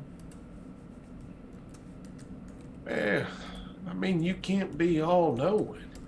I mean, Fallon had us all fooled there for a while. I didn't have any reason to mistrust, neither did you. You gave them the benefit of the doubt like, any decent person would. You can't go around in life thinking that everyone's going to turn around and kill you, or some crazy psychotic bitch that's going to send you on the whirlwind chase around Terminus.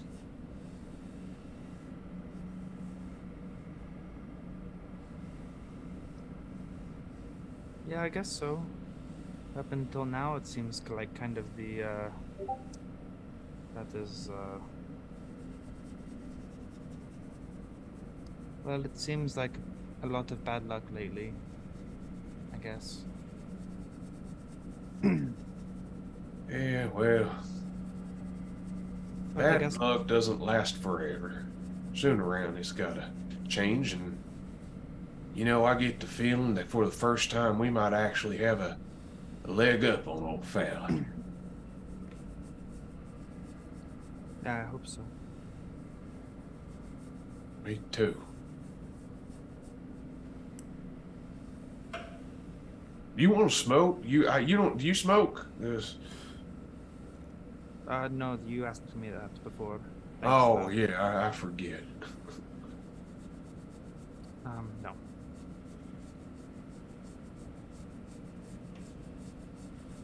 Well, I think tomorrow's going to be a good day for us. I don't know. I just got a feeling that it's going to be a good day. Demetrius, have you ever lied to Ophelia?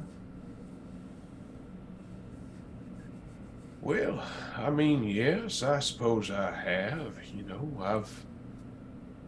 I guess if we're qualifying all the little white lies, I know that, there's no such thing as a white lie, as we learned in temples and all that good stuff. But, yeah, I've told my fair share of fibs to her, but never under the intention of trying to hurt her, of course, as any father would. I only ever tell her, you know, lies in an effort to protect her.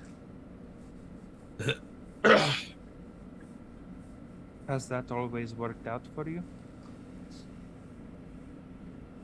Well, if life is nothing but a series of choices that we make, an infinitely expanding web of opportunities, actions and reactions, and I ended up here, away from my daughter, then in some small way, I guess my lies got me here.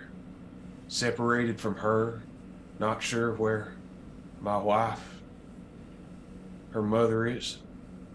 So, you know, I'd like to say that no, my lies never caused her any pain or caused her any suffering, but the truth of the matter is, everything I've ever said or done has led us up to this point, right here, right now. Lies and truth included, so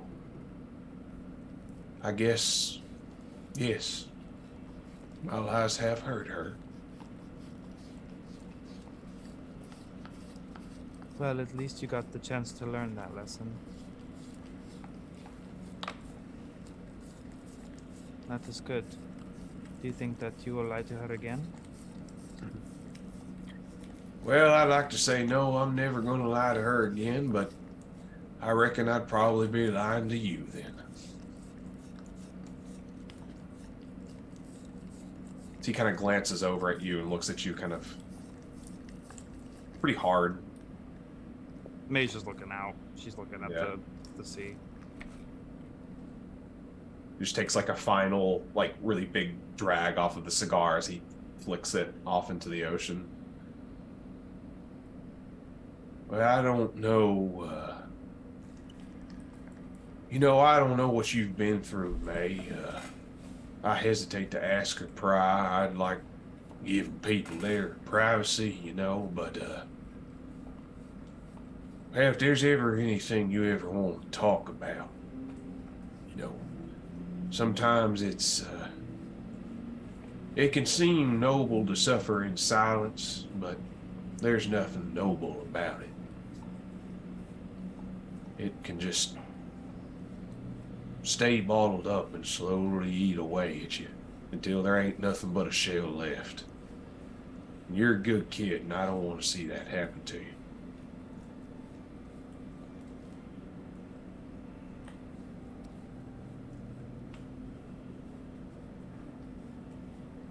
I appreciate that.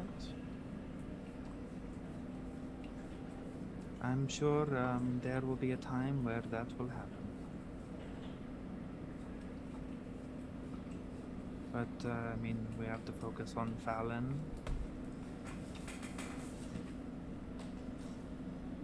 That's very, very true, very understandable. That's a good point. We best get some rest before our big day. Who knows what's going to happen? Sure, I mean, we have to wait for Quinn to come back from his date. Yeah, that is going to be an interesting turn of events, I'm sure. Well, I'll leave you be for now, but don't ever be afraid to talk to me. We can always, you know, you ever just need to get something out, you know. Strictly confidential, of course. I ain't going to go blabbing around to any of the others, but you don't have to bear your burdens alone, May. You've got us now. I do have another question for you. Shoot. Celine, you would call her your adopted daughter? Yes, I would. She's a bit of a handful, I know, but she's a good girl deep down, and well, as long as she can stay on the right side of the law, at least for while we're doing our work here in the city. I think we'll be okay.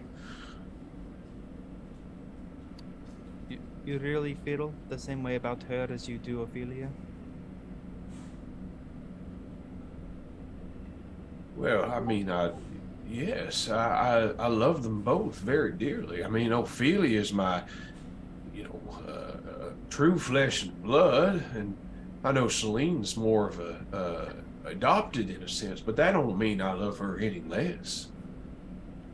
She's as much part of my family as Ophelia is. That is the parent answer, but I mean, do you really mean that? Well, yes, I do mean it, May. It's... I don't know what your family history is. And it is the parent answer, I'll give you that. But the truth of the matter is, May, is that, sometimes all the stuff they peddle at the temples, or you hear someone on the corner shouting at us, when we're just walking by, they say, oh, it's all the family, they try to be his family. That family is who you choose. You do not have to have any a working relationship, or you don't have to love the people that are your flesh and blood if they treat you like shit. If they treat you like shit, you cut them out. I'm not saying you do it first thing goes bad. I mean, you try to work on it, but sometimes problems can't be resolved, and you got to just cut that cancer out. And sometimes you find people in life that, no, they aren't your flesh and blood. There's someone that you met, a year ago, 5, 10, 20, who knows? But you see them and you learn about them, and you learn to care about them and love them as if they were your own. And there's nothing more precious in life than those sorts of relationships. Though Celine may not be my flesh and blood, I didn't father her. I will be her father, and I would die for her as if she were my very own daughter. Of course, I don't want to die, don't get me wrong. If there's an alternative, I'd be happy to find that, but she's had some trouble, but I can honestly say that I do love her as a father could ever love a daughter.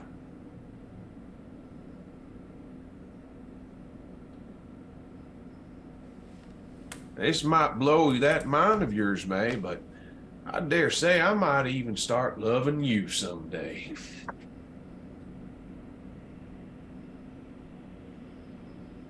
Whoa.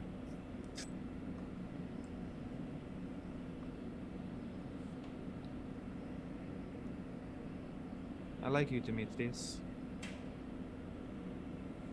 Well, I like you too, May.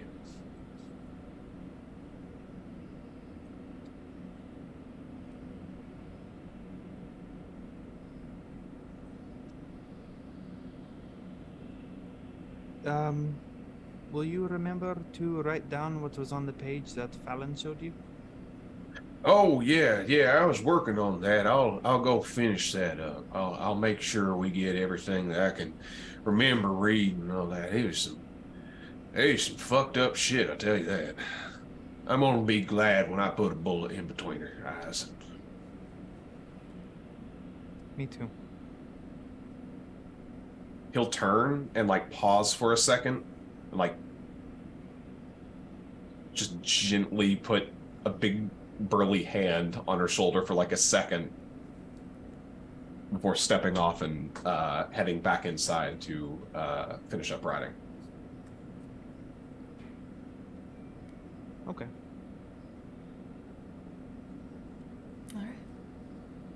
Anything else? Celine and Rocky, anything before we transition back to Quinn? Okay. In that case, we will head back to school. This weirdo time. Quinn here. Hi, Quinn here. Conspiracy theories. People are kind of at this point, loosely broken up into little groups. kind of scattering around. It's not super important, but I'm just visually scattering people. Quinn, you go invisible. Yep. You get down into Yep. the seminar room.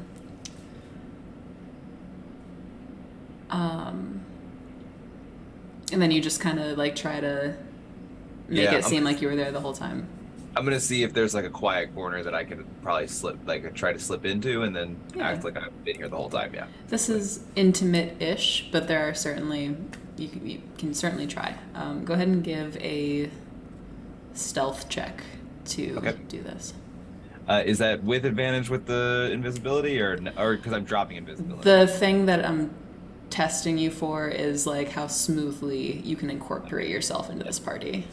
Let's find out. Okay. Yeah. Okay. Not bad. You slide in. It doesn't appear that anyone has noticed you. Great. That you're a miss. Cool. Up in the rafters, you kind of catch a glimpse of Theon, who is like, "What are you doing? Get up." Gesturing wildly. I'm just gonna start schmoozing for a bit. Sure. I'm gonna see if I can eventually make my way over towards the alienist. Certainly. He is kind of like shaking hands and speaking as you approach. Oh boy.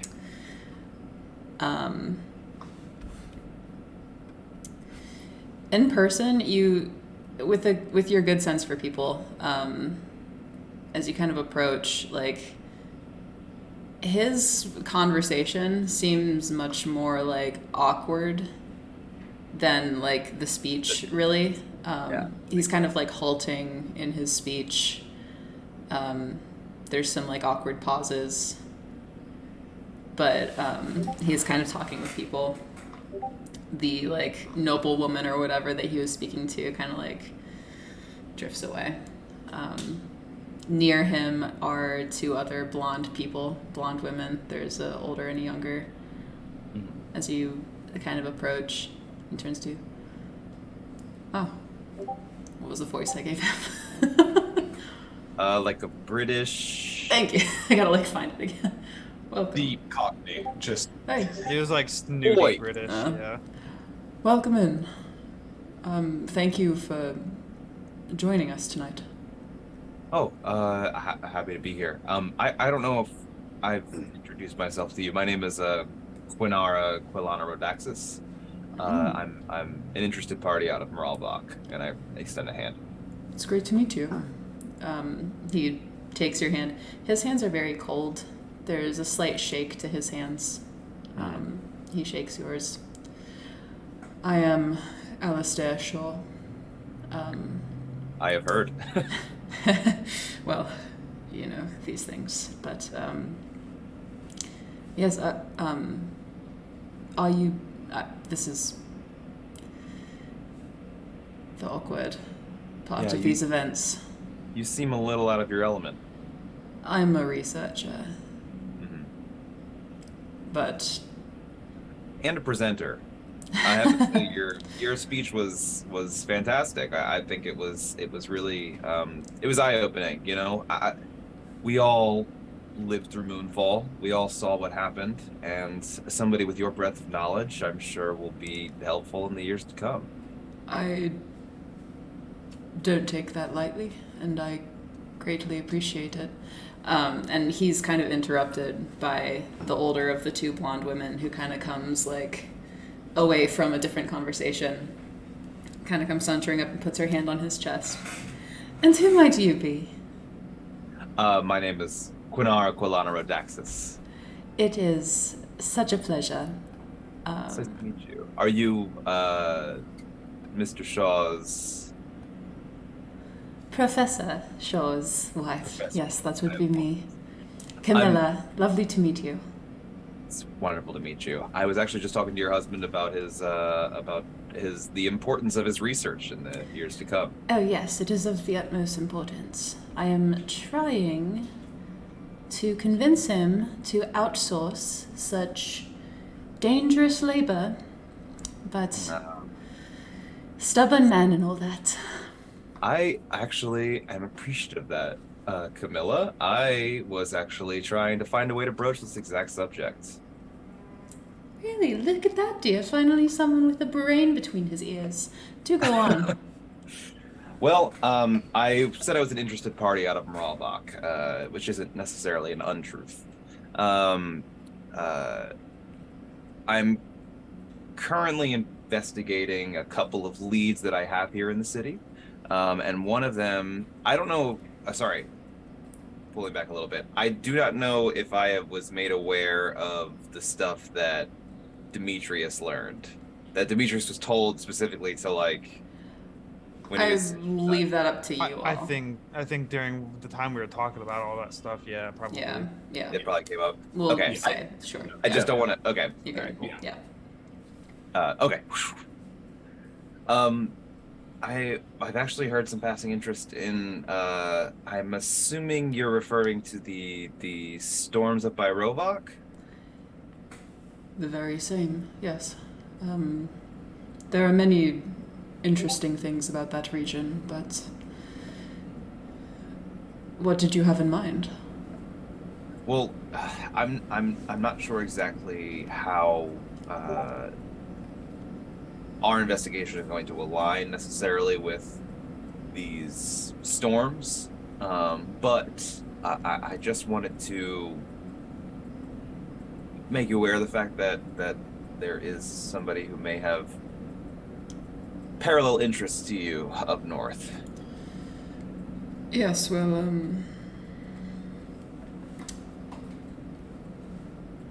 how would he... Let me think about this. He opens his mouth to speak, and Camilla puts a hand on his chest and interrupts him, and just gets the words out faster. Elspeth, come here, please. The younger of the two women kind of glides up. She looks more along like your age. She approaches and looks like this.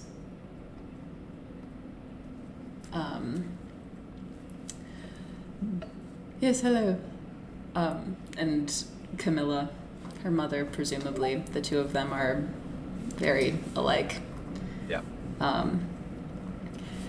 Will you please make a note in your father's schedule to make sure that he is available at some time tomorrow, perhaps 3 p.m.?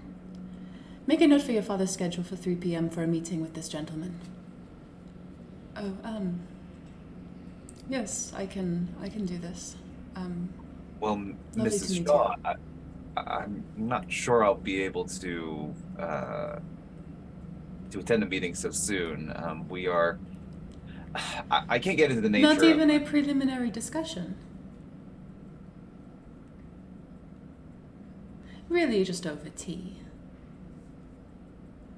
As a reminder, Grace, this trip to the underwater, the gardens, it is like a day trip. Like, would we be back by this time? You don't know where the underwater cave is. I don't know where it is. That's right.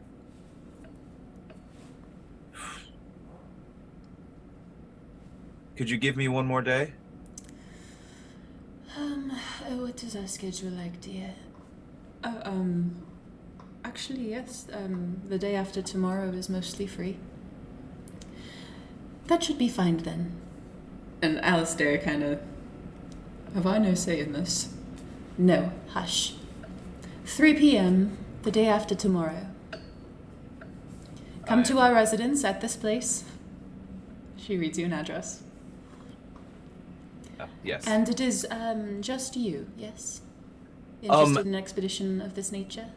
If you're more comfortable with just meeting me, then that's fine. But I do operate with a few other people, 4 other people to be exact. That is good to know. That is a good-sized team. My love, that is about the size of your research team. Really, this would be perfect. Well, we can talk. We will see. We'll see. Bring... There is like a familiar tiredness in his eyes. It is not unlike a look that you have often seen on May. Yeah. You are welcome to bring whoever you want. I don't think I will be needing your services. But we will make time. It seems I have little choice.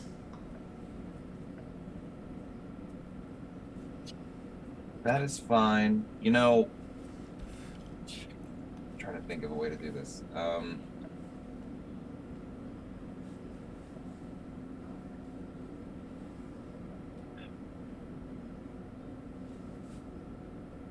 I'm trying to, out of character, I'm trying to think of a way to like drop a hint about the hand, or try to mention something about the cabal, not the cabal, but like the hand, or the maw, or any of them. I'm just trying to think of a way to like any like catch, like any phrases. I'm thinking of the four will uplift the three.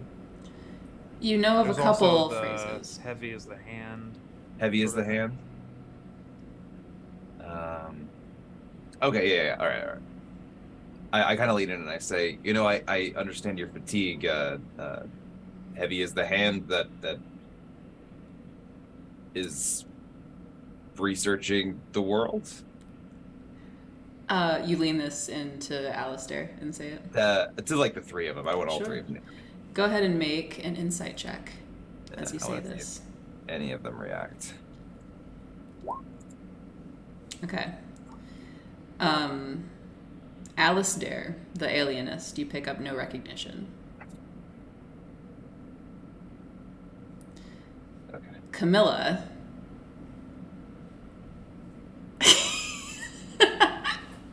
On Camilla's face, there is a widening of the eyes and then a demure smile. Elspeth goes a bit pale and looks down at the floor.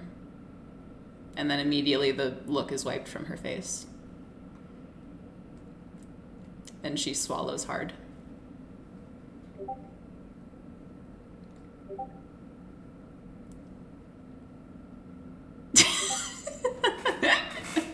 It's all right, ready. I'm ready. No, you're good. I'm laughing at the reactions. I'm making faces. My brain's like, oh shit, oh shit, oh shit.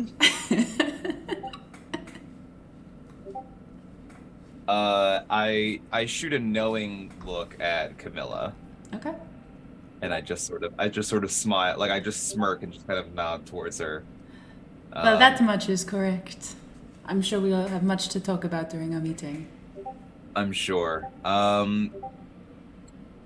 It is always nice to just make new friends. You should Always. try it more, dear. Yes. I have a very important anywhere else to be. And he begins to kind of drift away from the conversation. With my 26, could I see? Yeah. Could I tell if she was? Did she become more confident and relaxed with me, or was she like? Yes. Did I just walk into a trap? Okay, all right. She appears with a 26.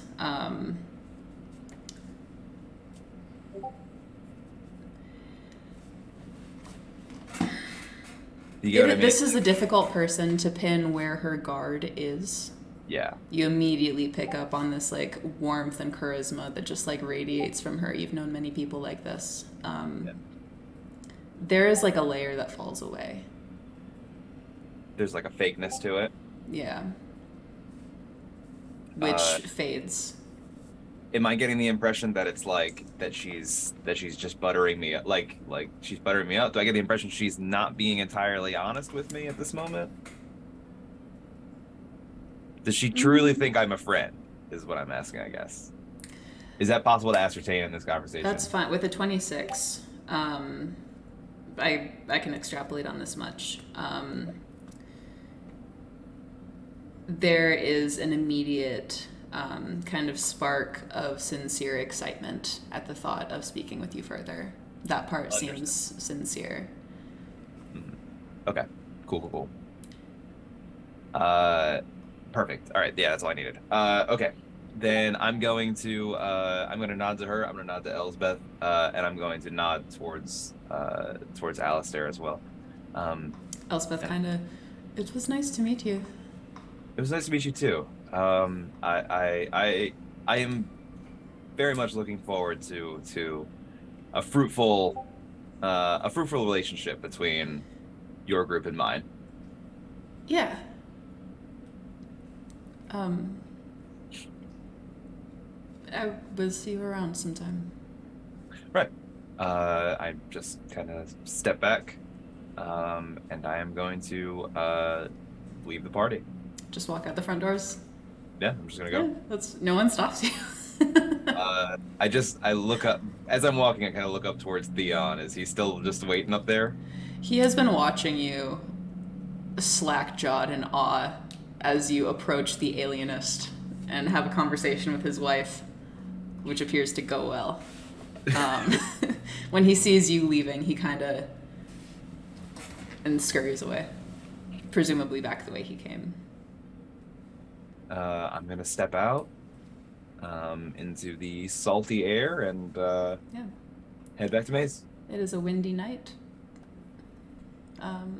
The hair kind of blowing around your face as you make your way back. But yeah, Quinn, your date is over. You reconvene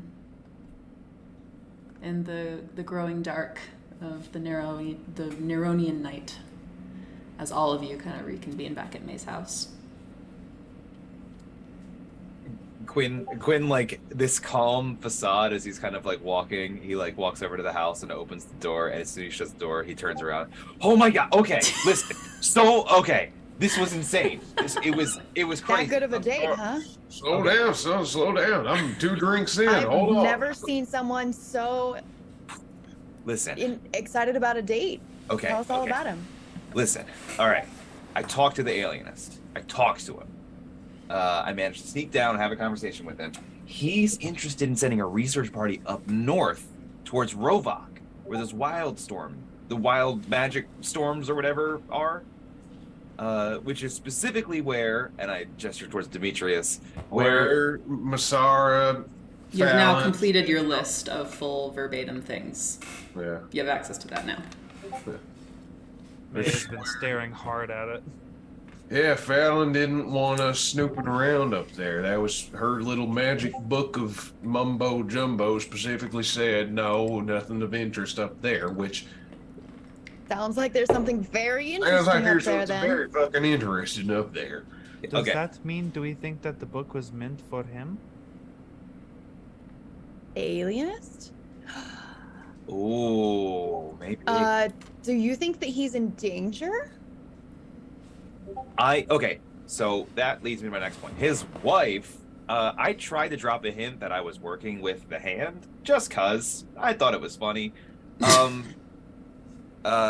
also I just wanted to see if there's any recognition there. And his wife immediately picked up on it.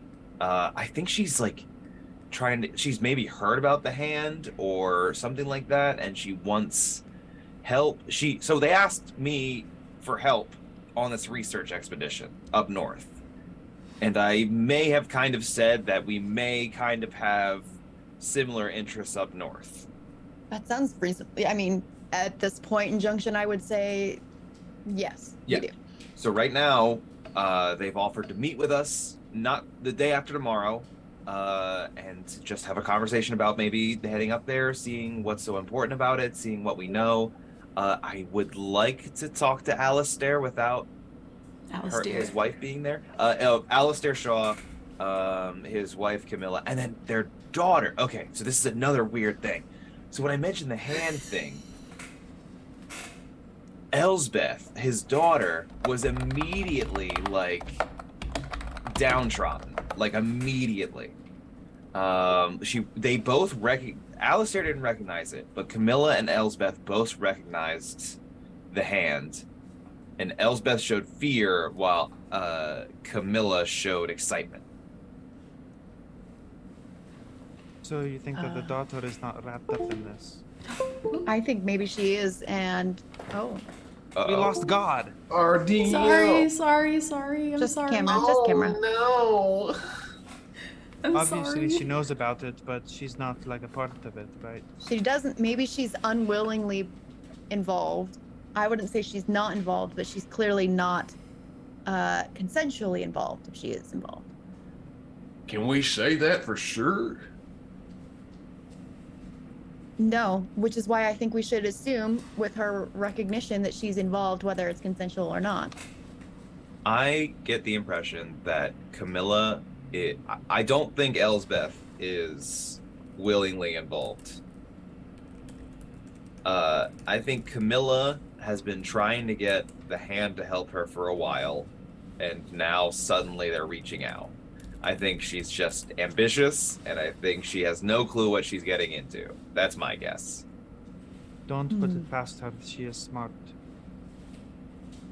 I don't think we should underestimate anyone that's dealing with the hand. I'm not trying to say she's dumb, but like I just think she's ignorant. Well, or she has questionable morals. Maybe she's not ignorant about it at all. Well, I want to say this. There is, there is an unrest in the Bowerstone district amongst witches and that sort of thing. So there is a lack of representation, and if she is looking for this to gain some kind of power, I think it is definitely within the realm that she would be happily involved. I think Elsbeth may be an avenue as well. I think if I can maybe try to convince her that we're friends, that we're not that we're not actually with the hand, we may be able to learn something about either Alistair or Camilla. That's still a risk, though, because even if she is unwillingly involved, that doesn't necessarily mean she won't still report us as fakes to her mother and father. She's clearly under their sway then, if she's there with them and, If that's what I think, maybe then if I am to reach out, I think maybe we wait until after this meeting. I think we do this meeting first, see what they're going to tell us, see what they're going to ask us to do, and then maybe try to reach out to Elsbeth then. But then again, we don't even know if these people are involved at all with what we're doing right now. We just know that they're headed up north. I feel in a like direction we're putting the cart before the horse almost. I feel like this is a lot of assumptions about these people that you just met, right? Like let's take a step back here. And we've already got one lead too with Fallon and this whole glowing garden thing. Now we gonna try to run off north? Like, no, I don't think anybody's saying that just yet. I think obviously the glowing garden is important, and obviously we should check that out. I'm just saying, I don't think this is nothing. I think this is something. This is pointing us somewhere, and it may not necessarily have anything to do with what we're doing right now, but it may become relevant after we get Kodra and the rest of the Damarkog back. I'd say we should definitely keep it in mind. So, you're saying that you didn't go on the date at all then? No, because I had told Dunlop that I wasn't coming, so I guess he didn't go. Oh. Well, I'm glad you still attended the thing. We would not have ever learned about up north. Yeah, it was good to see that somebody else's eyes up there, I think. That's really what I learned. It actually wasn't a seminar at all. It was a fundraiser. I think he's trying to fund an expedition up north. But yeah. Demetrius has been kind of talking about this, but his eye has been fixated on May a bit. So he kind of says, May, what do you think about all of this? May who is twitching a little bit.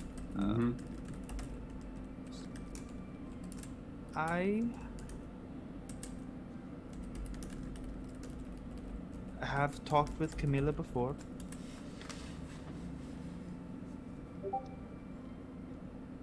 You talked to this person before?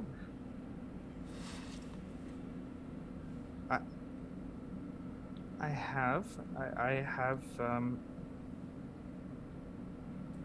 as part of the magical community here in Nero, of which Alistair is prominent and Camilla slightly less so. And their daughter, of course, is involved. Demetrius leans forward into this. I have overheard Camilla say the phrase blood and land. It was a while ago. Like with enthusiasm or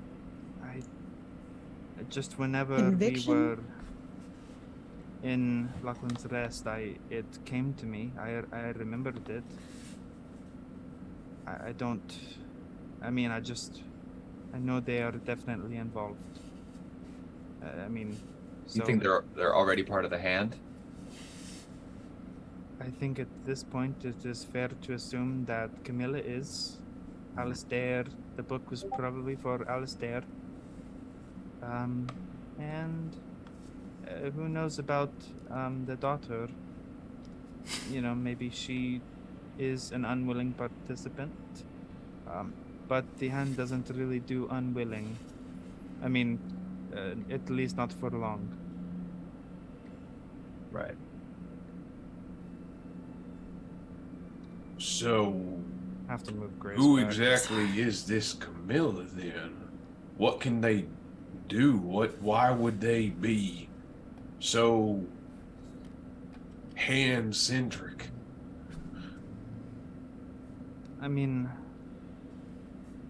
Camilla is, at least as far as I know of her, take it with what you will, but there is, so let me back up a bit, I think. Before you all arrived in Lachlan's Rest, before I arrived, a bit before, there was a commotion with a resident who turned out to be a hag, a witch, sort of a creature in disguise, who was also affiliated with the Blood and Land. And they were affiliated with a coven here in Nero, in the Bowerstone district. It is...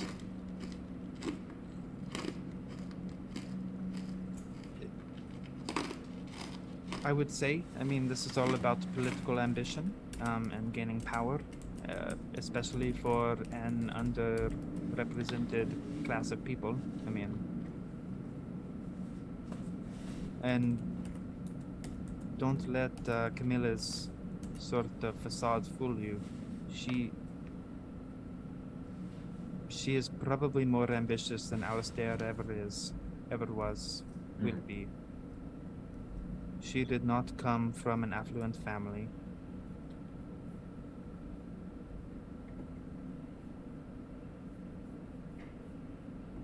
Would you say that Alistair is affluent?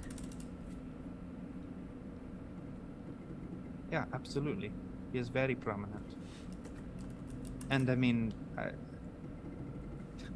from what I've seen, I think their marriage for Camilla was just a way to get a higher foot on the rung. Yeah.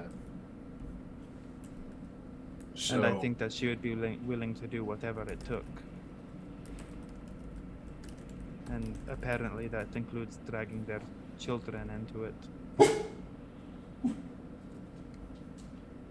So if you know this Camilla, do you know what they're capable of? Be it magic or otherwise? What kind of person are we potentially turning into an enemy or adversary? I don't know specifically what she can do. I know that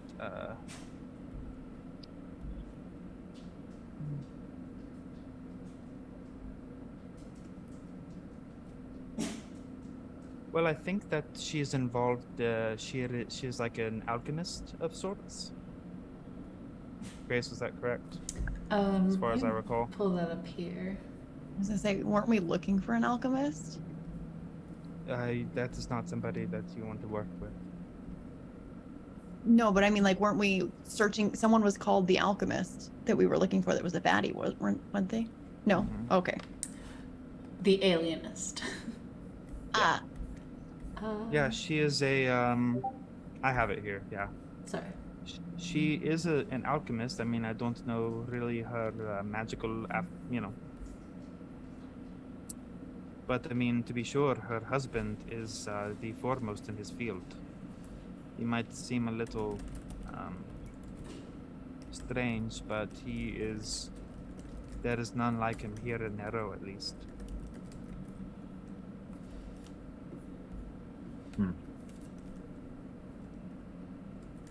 So, I mean, if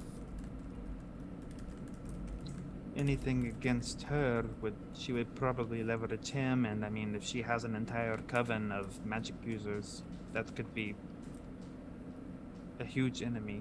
But I mean, we are already up against a interplanar entity, so.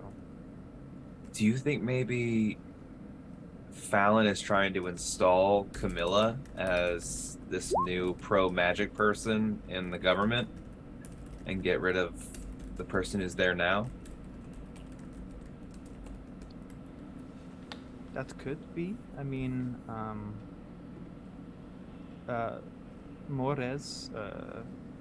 Morez.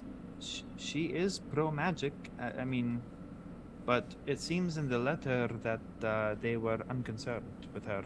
I remember from Sour's letter to convert Antioch, someone called Antioch. I'm not sure who that is. Or am I? Have I heard that name? Make a history check. Sure. Going G. History. What do we got? 15. Yeah. Klaus Antioch. Whoa. Antioch is a well-established name in Nero. They are one of the founding families of the Mahihoros Academy. Klaus Antioch is a current counselor. Okay. I relay that to the group. Yeah. Actually, Rocky.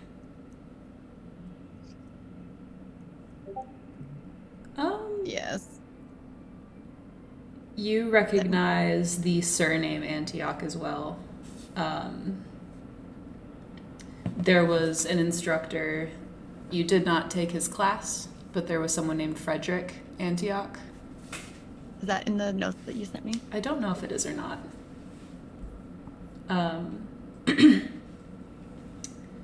But this is an expert swordsman whose work is widely referenced and who does currently take up residence in the academy and does teach. You are not in his classes, but just the name rings a bell. Just as context.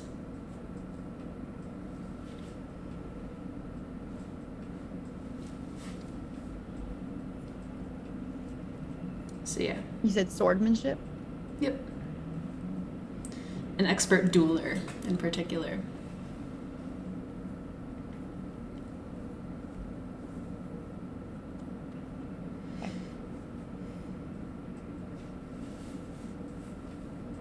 Well, so what does this all mean for us then?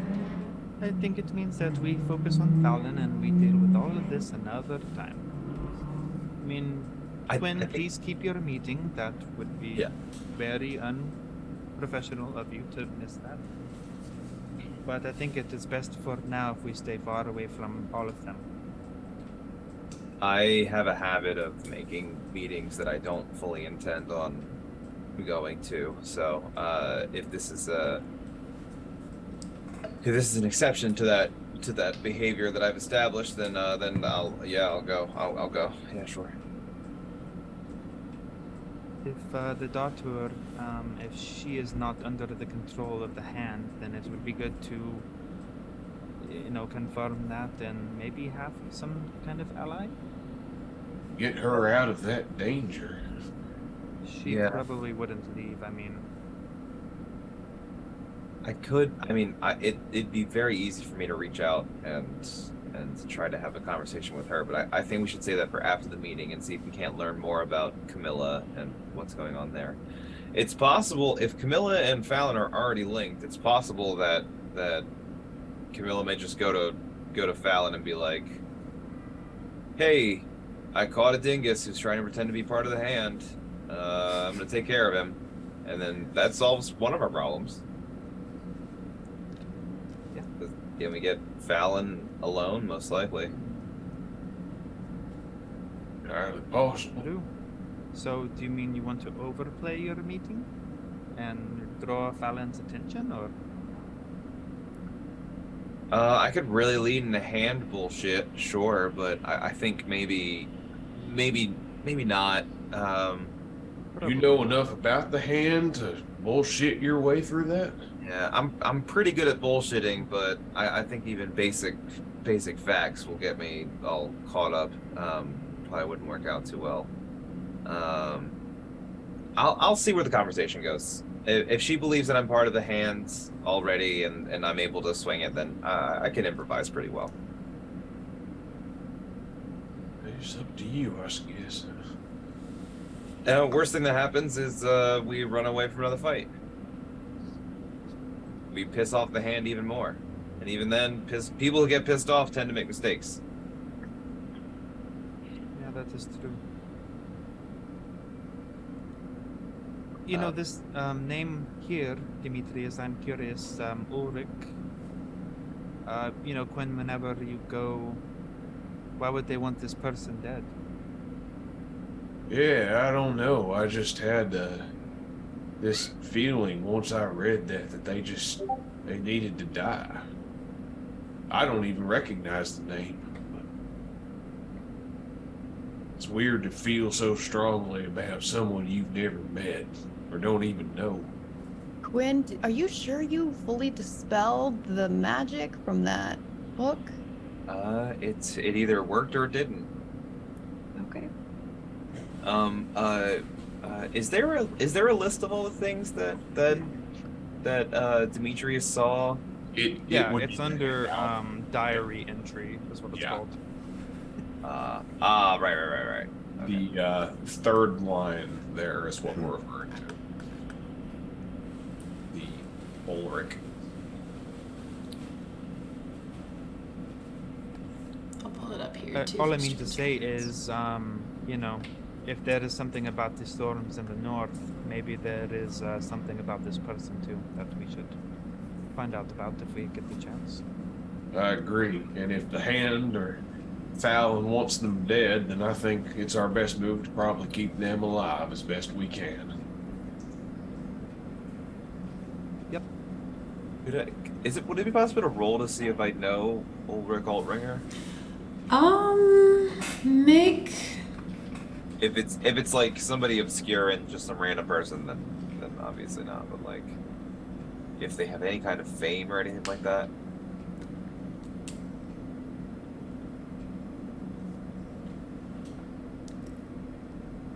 You know. However, Celine, if you would like to roll, you are welcome to roll a history check. Wow. I will roll this. I will roll this. Celine is a student of history. That didn't go through. Hold on. Maybe try refreshing D&D Beyond. Yes, I am doing that. Do it faster. Oh, it didn't give me the message that's like, you're connected to the thing. Hold on. Try hitting Alt F4. Don't do that. What a dick. Wow. There it is. Look at that. Well, I rolled a 13 the first time.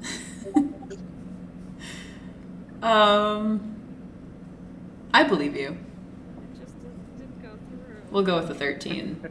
Okay. Ulrich does not ring a bell. However, Captain Altringer. You have heard kind of like echoes of that name. Never someone that has visited Moralbach, never someone that you've worked with. However, Captain Altringer of the Leviathan is a kind of, in some circles, infamous dread pirate that is known for being a criminal of particular cruelty. Particular size and shape. Of a particular size and shape. The danger is to the body with this man. It'd be hard for me to show everybody my ass, but I'm wearing the shorts right now. Hell yeah. Wait, I can just take them off. We're on the internet. Take them off. Nick's gonna show hog on camera. Don't call it showing a hog, please. No, it doesn't say that line on here. Oh, the hog. It just says this place is not a place of honor. I'm gonna link it. Yes, The please. shorts. So you have heard of a pirate by the name Altringer. Ulrich does not ring a bell, but you only know that he's a pirate, he's mean. Most criminals don't fuck with him. Okay. I'll mention that. Yeah, I'll mention all of that. I'll bring it up. I'll bring it right up. Say all those things.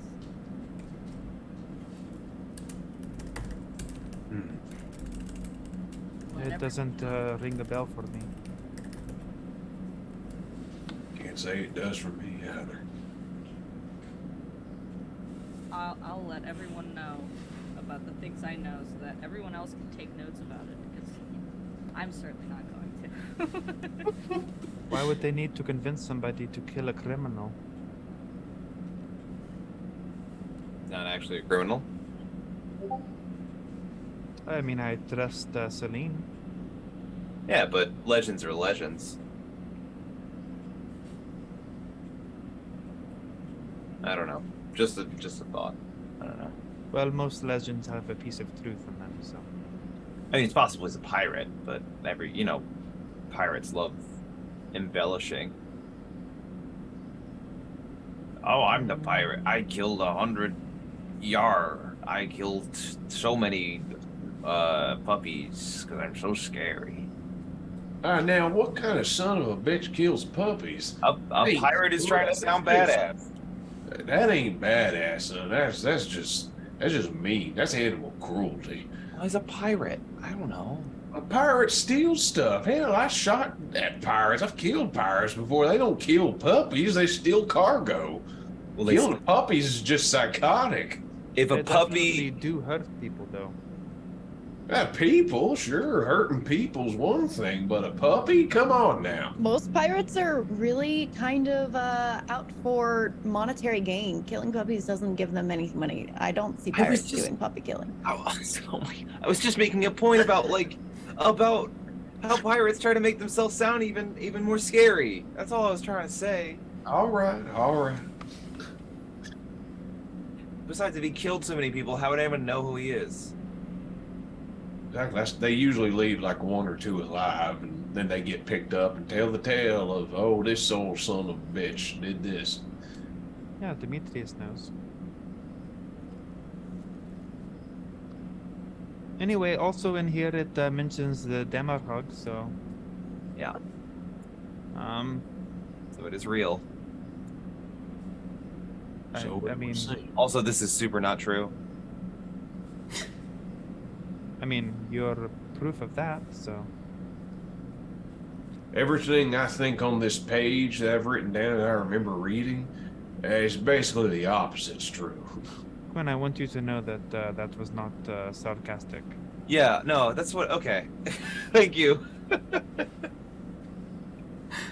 I was about to Sorry, ask which part of it is true.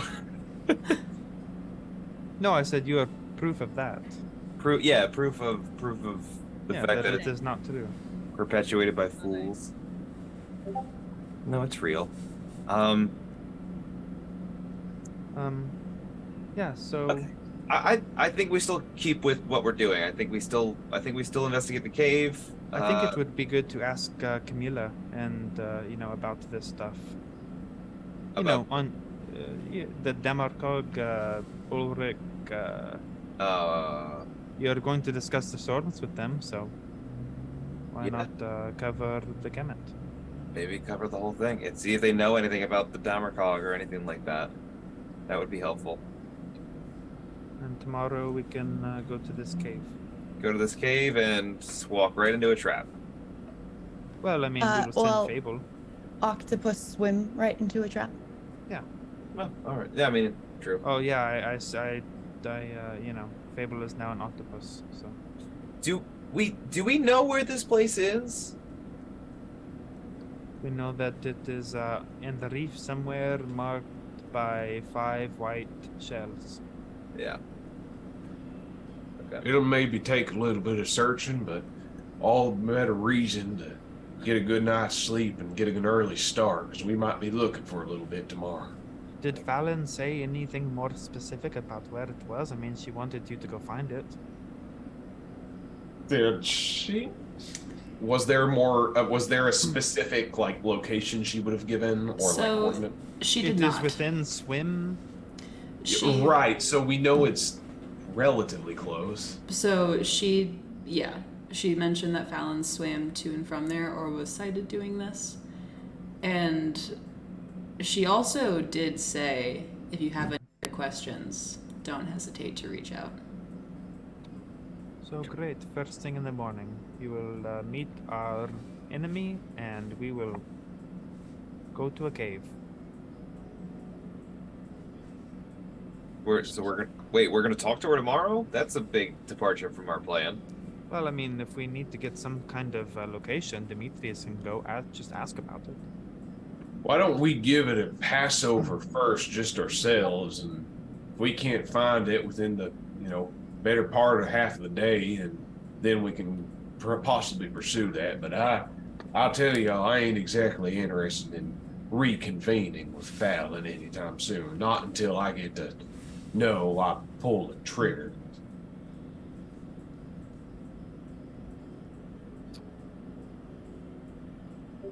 Okay. Well, I think we all have a lot to think about and a big day tomorrow, so I'm going to bed and I hope everyone has a good night. Celine, do not go under my bed again. I will not. Rocky's like, why were you under their bed? Don't worry about it.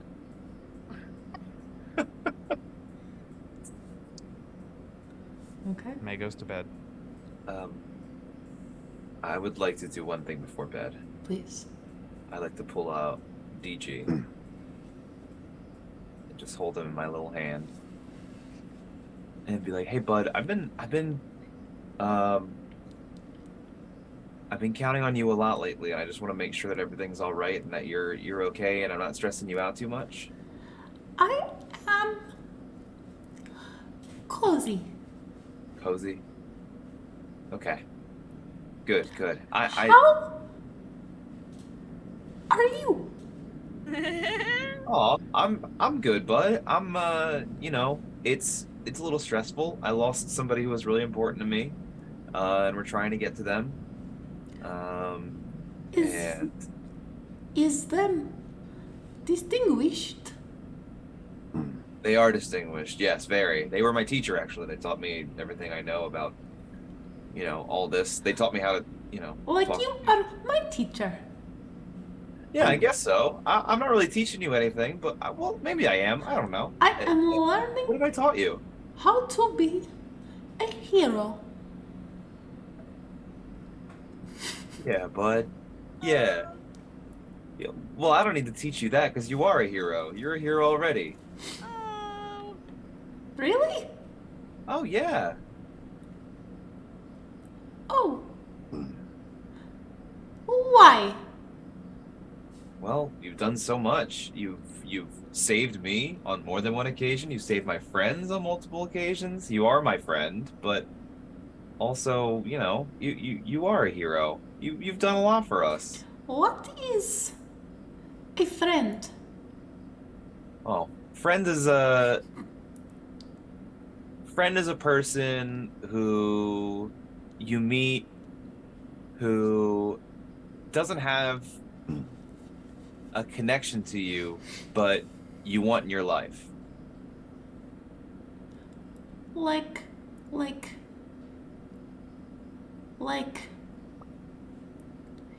the ones that when you lie down to sleep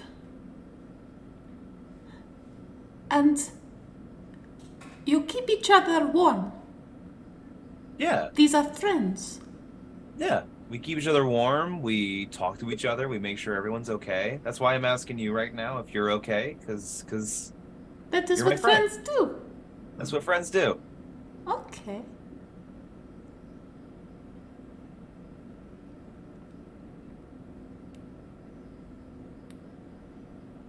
A big friend. Big friend. And little friend.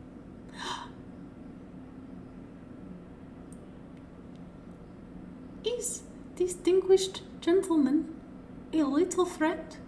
Yeah. A little friend, a little hero, a little, yeah. All the above.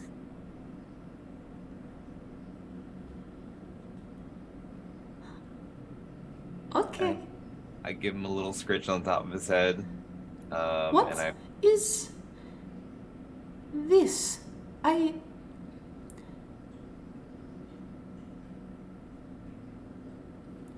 Oh. Huh. It is like a very big rock with cheese inside. And I want to get to the cheese, but I do not know how. Is this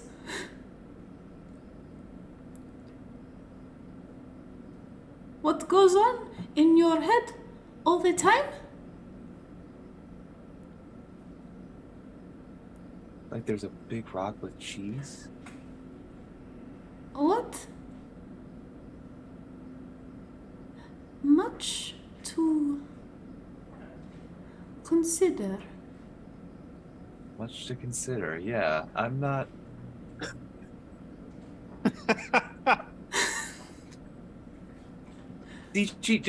when we're not talking, when I'm not able to talk to you like this, do you remember the times in between when we talk? I remember, yes, Yeah? but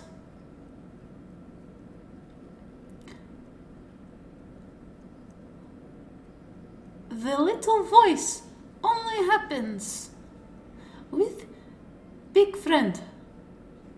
Oh my god, we have to awaken that fucking rat. Yeah. I have other, you know, things happen. But when things happen, I sniff and I listen. I don't speak. There Yeah. are no words. No, I get what you're saying, buddy. I'm Gesturing to his head. Yeah. I give him another scritch. I get what you're saying, buddy. I like having the words.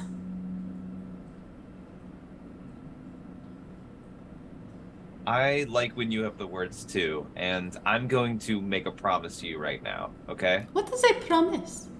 A promise is when I say I'm going to do something and I have to do it.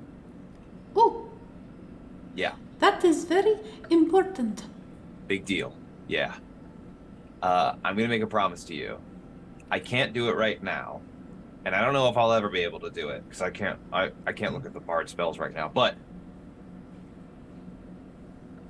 at some point I am going to make sure that when you have words, you can say them All the time?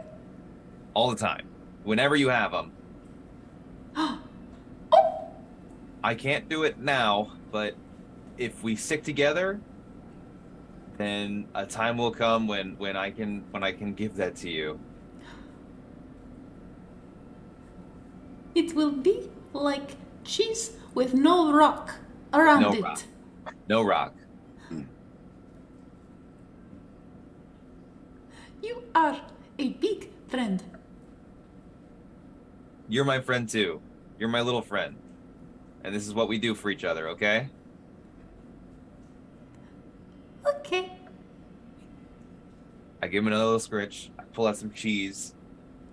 And then I don't put him back in my pocket for bed. I leave him out and I just kind of like, I just leave him on my chest as I go to bed. He nibbles on your button for a little bit and then snoozes on your chest. As all of you drift off into sleep, I wanted to do something last session, but I did not get the words out of my face quickly enough. You can all level up. So that you have new shiny powers with which to kill my precious NPCs. Yes, A long rest Oh my God. and a level? Oh, you are spoiling us. It's Oh just my because God. the TPK's coming.